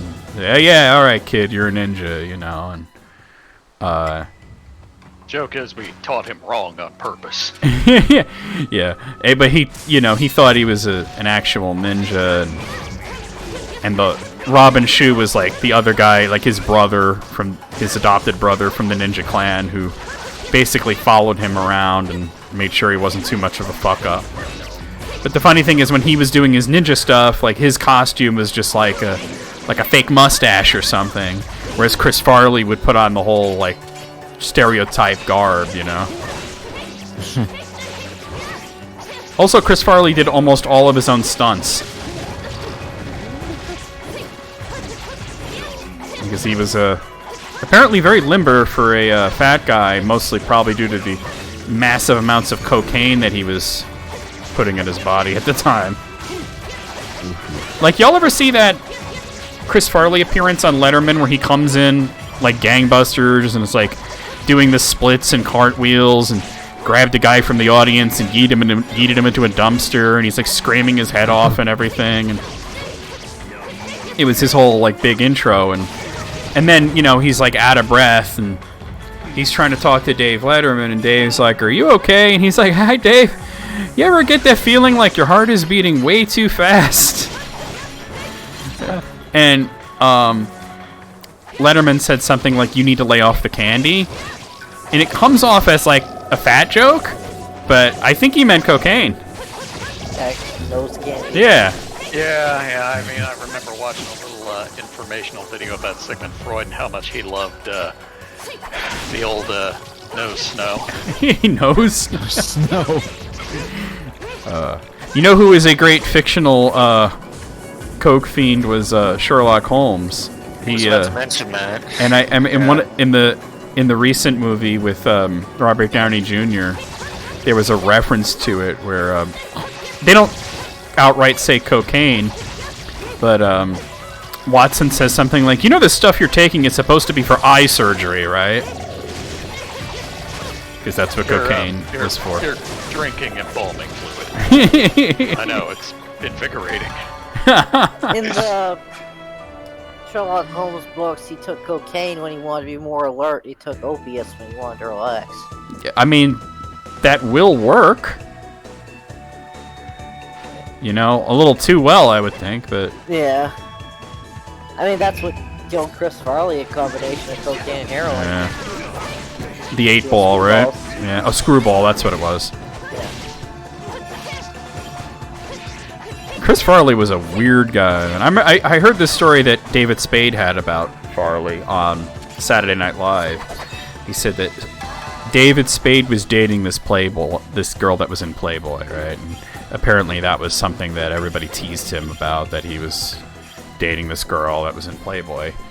And they were in one room, you know, doing a read or a meeting or something, and then they had to go into another room. And Farley's just like, oh, I forgot my coat or something, and he lags behind. And then he comes in like a minute later and he says, hey, David, I left something in there for you. And he's like, what are you talking about? He's like, go in there, there's something in there for you. And he goes in there and there's the issue of Playboy open to the page that his girlfriend was on with a load on it. Like that, in that minute, he got the magazine out, got it open to that page, and fired off Knuckle Children. God damn. Yeah. And he was telling this to Howard Stern, and Howard Stern's like, how could he do it that fast? How is that even physically possible? And David Spade says that was his thing. He was very proud of how fast he could finish. And I remember I said to him once, like, well, what about the woman? And he just screamed, who gives a shit? You know, in that, like, Van Down the River voice, you know? That this was his best friend. I know, right? I know I don't need to go here, because that's the end. Or is it? Yeah, I don't think I go there. Am I done? Am I, like... Let me check my swords. I know it's 11 o'clock. Well, yes, that is true. Not like I'm pressed for time. It's not like I gotta give Gibbs his pillar. See, I don't have this one. That's the thing. What am I missing? Like, let me look over the, like, it couldn't possibly be here, right? That... Isn't that where Kasuke's final boss is? So I know I can't do it. Let me look over these. Kai... I had to have missed something. And I know you don't have to do Total Pandemonium, because what you get from that is like an accessory or something, not a sword. So I must have missed one of the post-game swords. I don't suppose it's there, but probably not. Mikawa. Owari. Go back to sleep. Like, right here, we're just gonna hear you start snoring? You'd be like... Oh no, I think I'll actually sign off this time. I do snore. I do snore, I mean. Yeah, wow. Don't we all, right? Yeah. I wanted to try and get the her second ending in, and I could totally easily do that, but... I'm just kind of like... gobsmacked right now, but that I seem to be missing something, and I don't see what it is.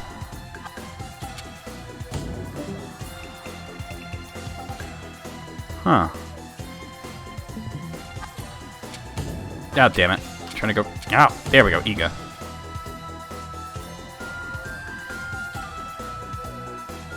So the only...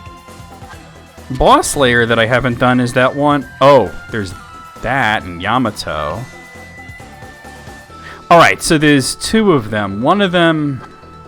Yeah, but one of them I'm pretty sure is... I think they're both the final dungeons. And I know you don't do those unless you're ready to get the second ending. So...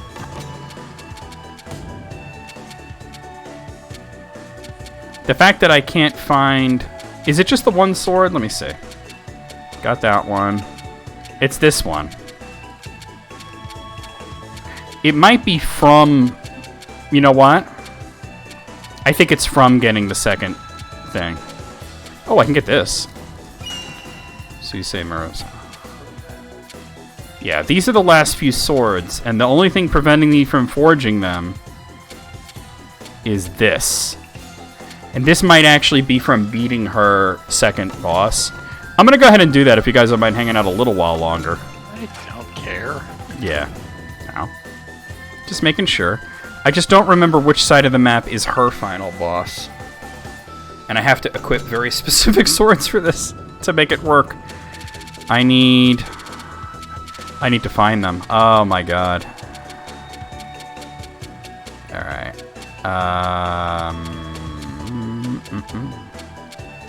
There's two specific... Here's one. Mume Tamanu. I need to equip that. And what's the other one? You know what? EB had sent me a specific guide about exactly which swords I needed. I always remember Yume Tamanu, and I don't remember what the other thing is. You know, what it's called. Alright, let's see. Yume Tamanu, and what's the other one? Tsukio Toshi. I gotta find that. Alright, I'm going. If you guys see Tsukio Toshi, let me know.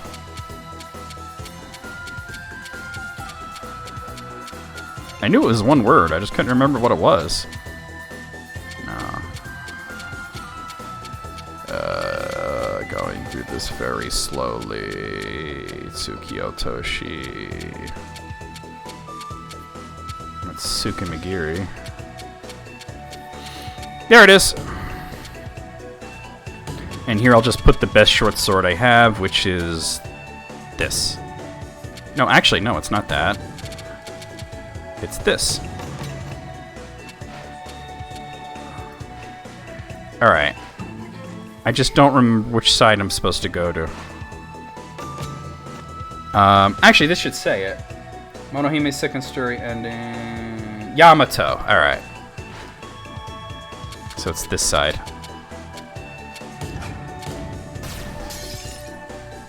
This won't be difficult. Even though I'm level 94 instead of level 99, it's fine. The only thing I done differently in Kasuke's thing is that I had thrown myself at that total pandemonium bullshit for way too long. Wait. Oh, this way. Okay. Until I decided, wait a minute, I don't need this shit in my life. Like I said, anybody watching on YouTube wants to see me do it twice, go look at the other playlist. The one broken into half-hour chunks. Oh, wait, this is one of those big swords. What was that, Ross? I wasn't saying anything. Oh, okay. I think so, like God or something. Alright, I need to... That may have been it. I mean, I was reacting like, holy shit, yeah, it wasn't like half-hour chunks. Well, I do everything YouTube-related in half-hour chunks. That's not so bad for an action game like this, though. Remember when I had to do everything in 10-minute chunks? That sucked. Yeah, I remember the original, like, Legend of Zelda playlist you had. Yeah, it was like 8 videos. Something like that, maybe... 10-minute limit back then. Yeah. And then there was that wonderful moment where I discovered that it was... Actually, you could make it 10 minutes and 30 seconds, so I was able to push it a little further. It took me like 60 videos to get through Super Mario RPG. Wait, how did that... Better than Jesse's playthrough of 6.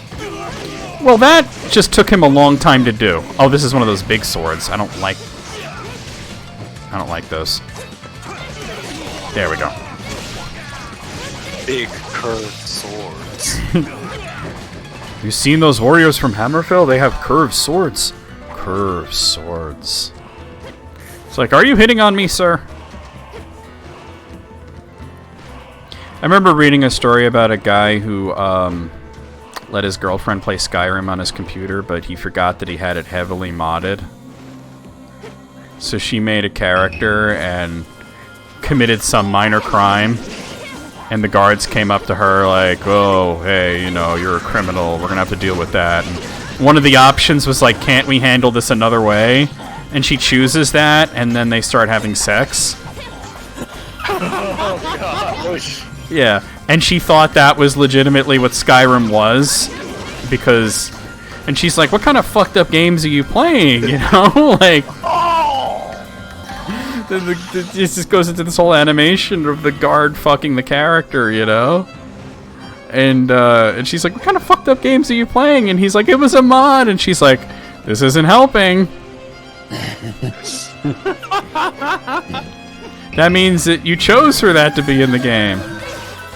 Forget the arrow in the game. No. Well, Yeah. at least it wasn't Darker Argonian nipples. Oh my god. What? Okay, so that was wait, was that Skyrim or was that Oblivion? I think That that was It was Skyrim. Okay. Yeah, unless So- the Argonian Maid, I think it was a book that started in like Oh, Morrowind. It was Morrowind, and yeah. it was like just a running gag. No, but wait, that's not what June said. June said darker Argonian nipples. Oh. It was Yeah, a it was a okay. mod It was a because mod for someone Skyrim. thought- because it was a nude mod for Skyrim, and Yeah. someone thought that the Argonian nipples weren't dark enough. Yeah, I remember when June was going through like Nexus mods, and this was before everything was done through Steam and Creation Kit, and found that, and I don't think you even had Skyrim yet. You were just looking into what was available, right? I think so. Yeah. Because I don't think you had Skyrim. I had Skyrim, but I had it on like Xbox at the time, and I said, you said dark. There's a mod, darker Argonian nipples. What the fuck? And I said, well, I mean, if you think about it, they shouldn't even have nipples. Kind of. I mean, it depends on how much of the hist they take in that changes them, but that's neither Yeah. here nor there. That is true, but like generally speaking, you think of them as, amphibians, not mammals, But anyway, no, I get the whole lore with the hist, and it's absolutely fascinating. It's why one of the reasons I kind of like the Argonians a lot as characters. But good God, imagine that. It's a mod on top of a mod, though. Like somebody installs the nudity mod, and then it's like, this is great, but the Argonian nipples aren't as dark as I'd like them to be. Like, wow. I'm just waiting for the Argonian meth mod. That's what the hist sap is. Remember when I told you about the Oblivion quest where you take the hist sap? I don't think I did that quest. I kind of fell off the game about. Yeah, but I think I told you. Yeah, I know you didn't care for Oblivion, but I think I told you. What it was it was part of the Fighters Guild. Oh, And that's why I don't remember. yeah, it was. Oh, got killed. All right, it was part of the. I'm not used to using those big Chonga swords there. It was part of the Fighters Guild, and you're told to go to this village, and they were taking the his sap as like a performance-enhancing drug, basically. Like it made you stronger and faster, And the his sap is like moon sugar, like is to the Khajiit. Like people who are not Khajiit should not be taking the moon sugar. It's a drug to, otherwise it's a drug. People who are not Argonians should not be drinking his sap. So they drank the his sap because it was making them, like stronger and better warriors and shit. And you go to this village, and it's overrun by goblins. And you kill all the goblins who all mysteriously are not hostile to you, and all die in one hit. Not goblins, what do you call them? Scamps. The minor Daedra? Yeah. And then it turns out that it was people, and you were just hallucinating that they were scamps, and that you just murdered a whole village. And that the rest of the plot line of the Fighters Guild is decorrupting it and also stopping the flow of the his sap.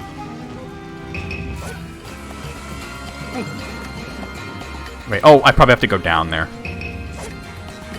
So, yeah, that was one of those moments where Oblivion got a little too real.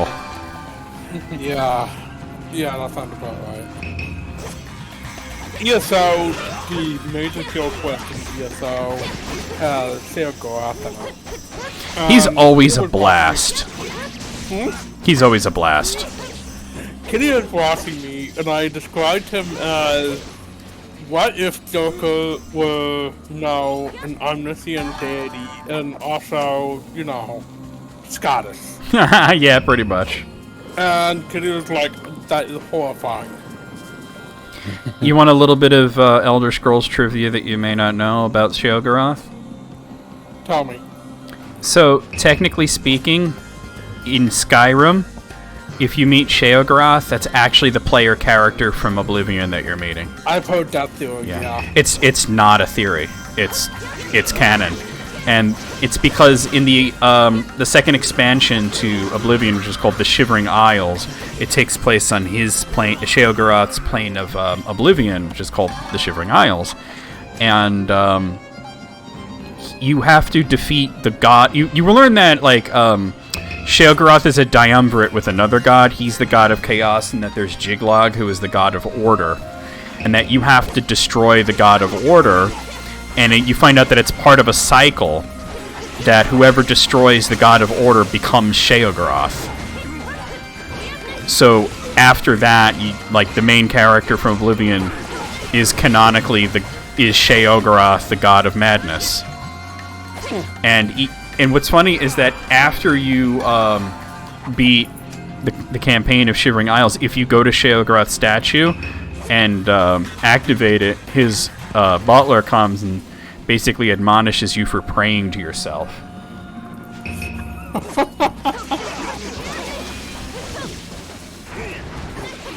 Also, Sheogorath was also canonically the reason that characters were not allowed to have beards in Oblivion. Because he was the only character in the whole game that had a beard, and it turns out that he just finds other people having a beards to be offensive to him.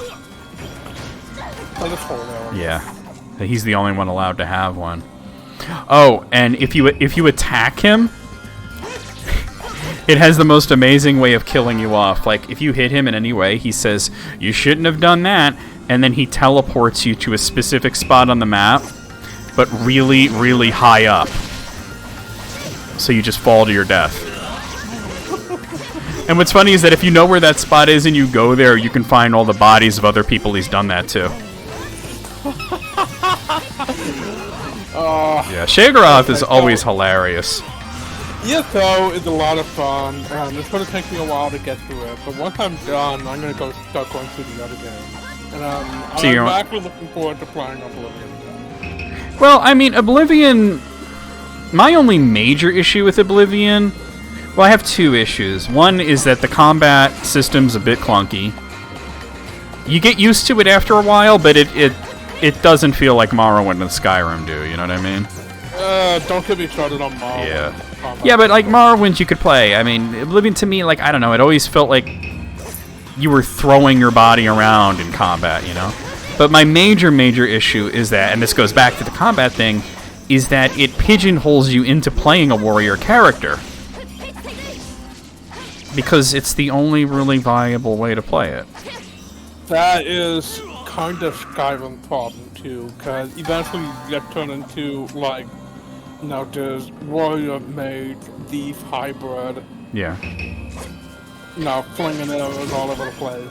Well, you know, I never really got into being a warrior in Skyrim. I've always played a thief with maybe restoration magic. My current playthrough is the only time that I've been using attacking magic. I decided to just kind of go the destruction route a little bit. Instead of using a dagger, I still have a dagger just in case, because for sneak attacks. But like for those face-to-face, I've been using magic instead.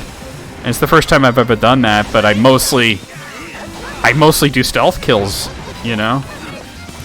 Yeah. And roleplay it in a way that I try to resolve things peacefully, if possible.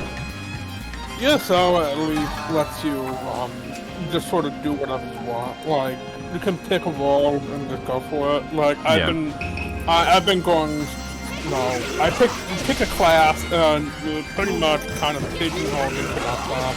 Because while the game lets you change your rage and name and, also respawns on your skill points and stuff. Yeah. You are still stuck with the class you picked at character creation, which kind of sucks, but... Yeah. Morrowind was interesting because it is actually possible to beat the game without killing anything other than the last boss. Yeah. Which I may actually attempt that because Morrowind combat sucks ass. It's very difficult to do that. It's sucks it to a crazy straw. I mean...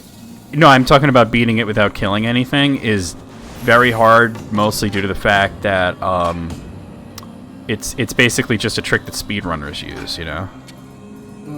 Alright, here we go. I'm going to be reading stuff, so this is her second ending.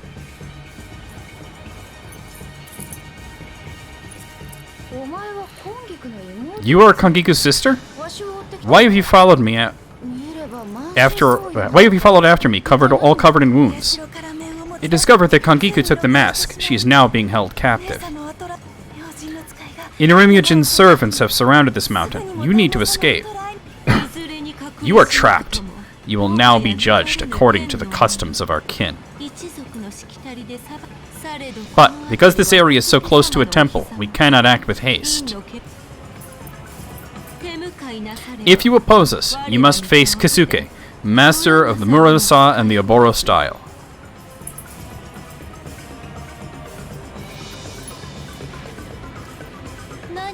I don't know how the Demon Blade enslaved you. You should give it up. Surely the final words of such a beauty will echo quite nicely. Unfortunately, you ignored my warning. I love that. She's like, hey, you know, you shouldn't be here. And Jinkuro's response is, you're kind of hot. Master. Okay? Yeah, I can. I am terribly sorry. They will turn me back into a normal fox for this. Please leave and turn away. No need to worry. Foxes aren't much of an opponent. I'll rescue you quickly. I met him at the hot spring. I can't believe he uses such a fearsome sword. Someone you met at one time wasn't looking? What a small world this is. There he is. A menacing air and the same fighting spirit of Senju? He remains on Earth? How stubborn the two of us are. You're the pupil the ghost told me about? Then I've been fooled completely. Just a boy? No, I know his aura.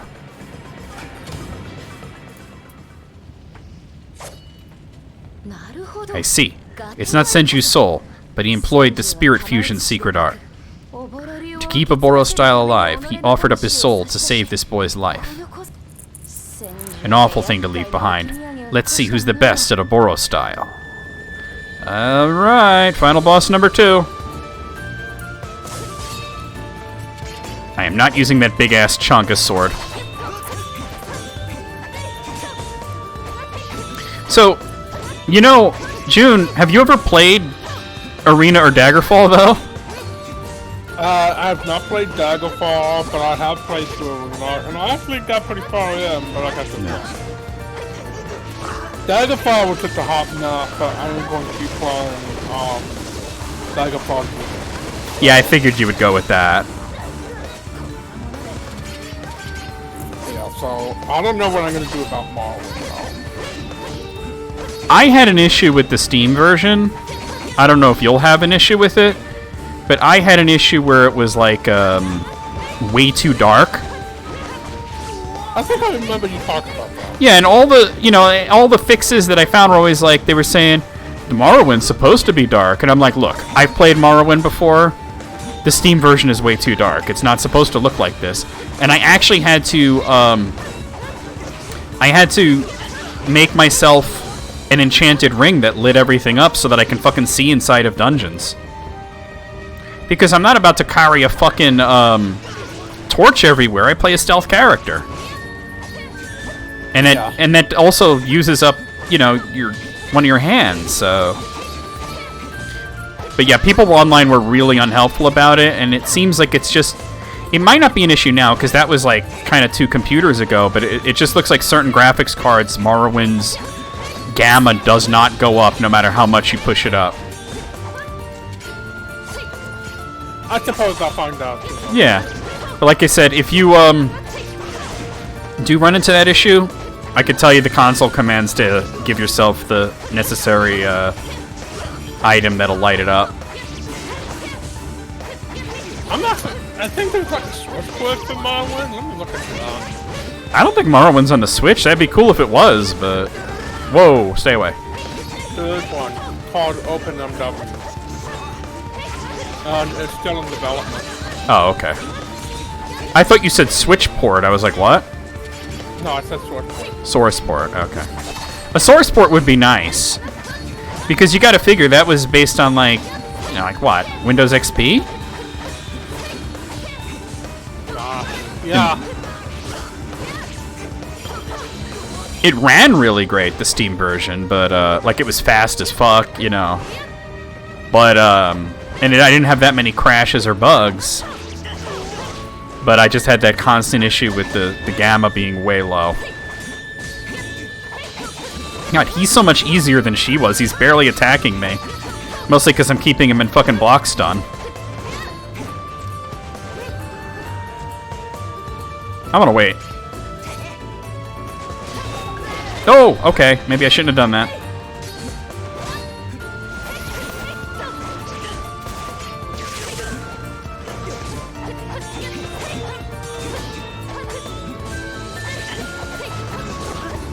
Yeah, so tomorrow I'll officially finish this because once you have all the swords, it's very easy to get the true, like, not the true endings, but the third endings. None of the endings in this are considered to be canon, it's just open for interpretation.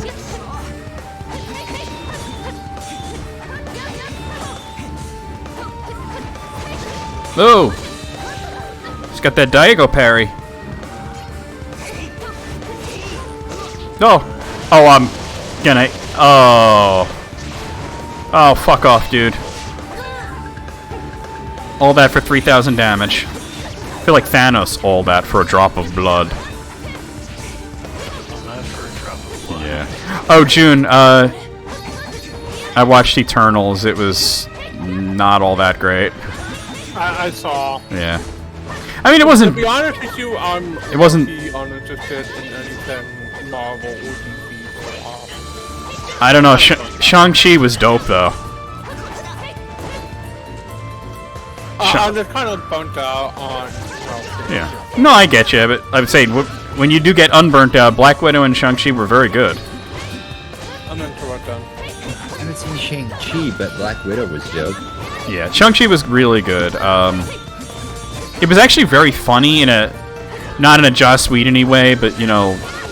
It had Awkwafina in it, and she's just fucking hilarious, so...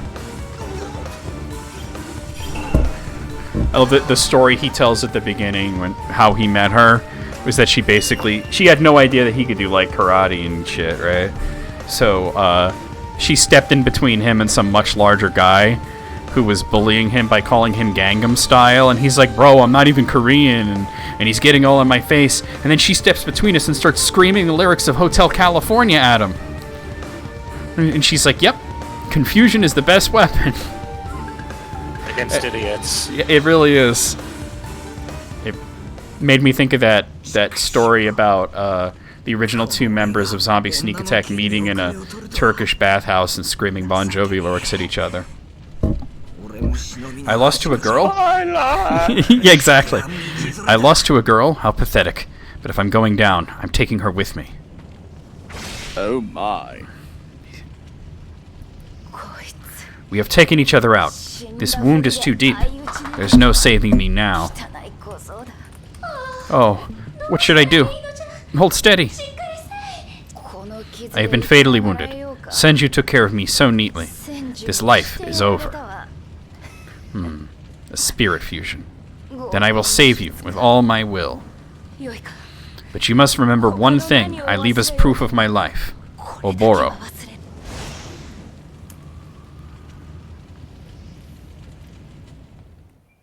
Gotta love how out of the 3 endings that Jinkaro has, he dies in 2 of them. There are no customers today, Oboro.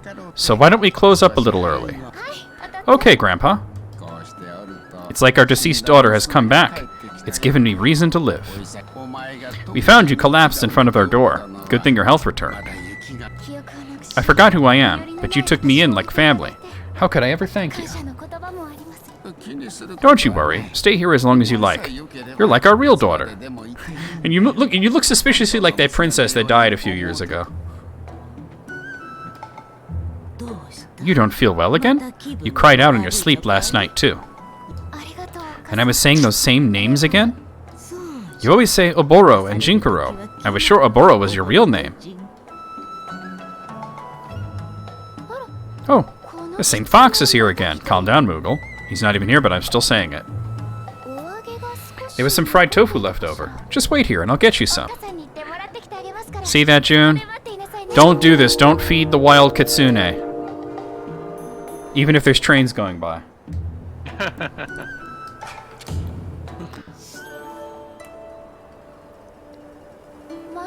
It's gone again. I brought fried tofu and the kitsune's gone.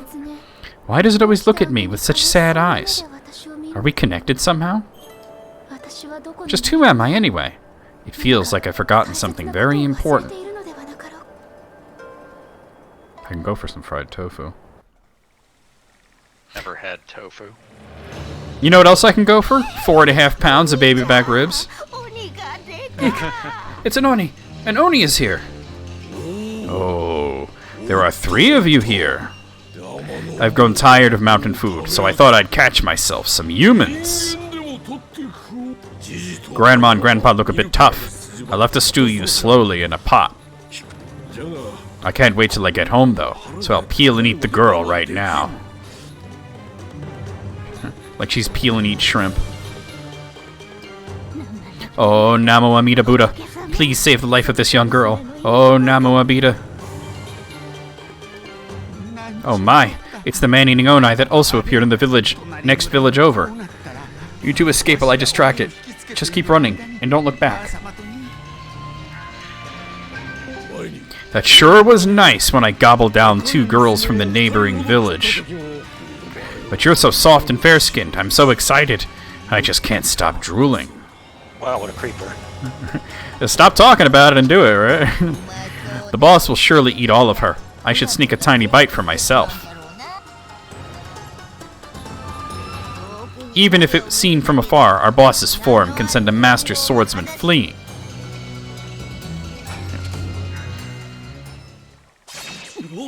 How did this happen?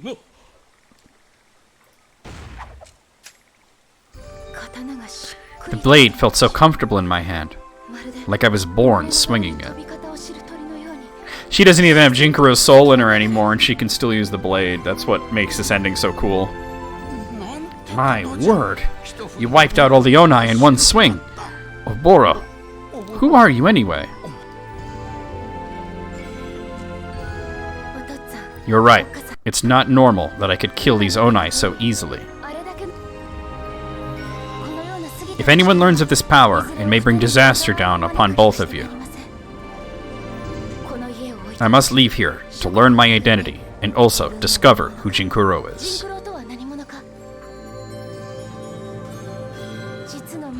For half a year now, I am so grateful for the kindness you showed me every day. It tears at my heart to leave here now. Please forgive me. Oboro. We didn't even know that we named you after a sword fighting style. With Grandpa's blade and Grandma's millet dumpings in tow, Monohime, and aka Oboro, embarked on her journey, accompanied by a certain white fox. Quickly dispatching one foe after another, her unrivaled story will now not be told, so we can bring you this Terrence and Phillips special. Be covered in its very own sequel, in due course, which never happened. This brings an end to the pandemonium of the Oboro sword.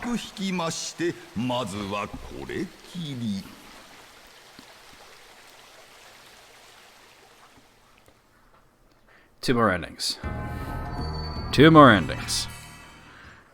Forge a new ending by wielding Oboro Muramasa, the destroyer of fate.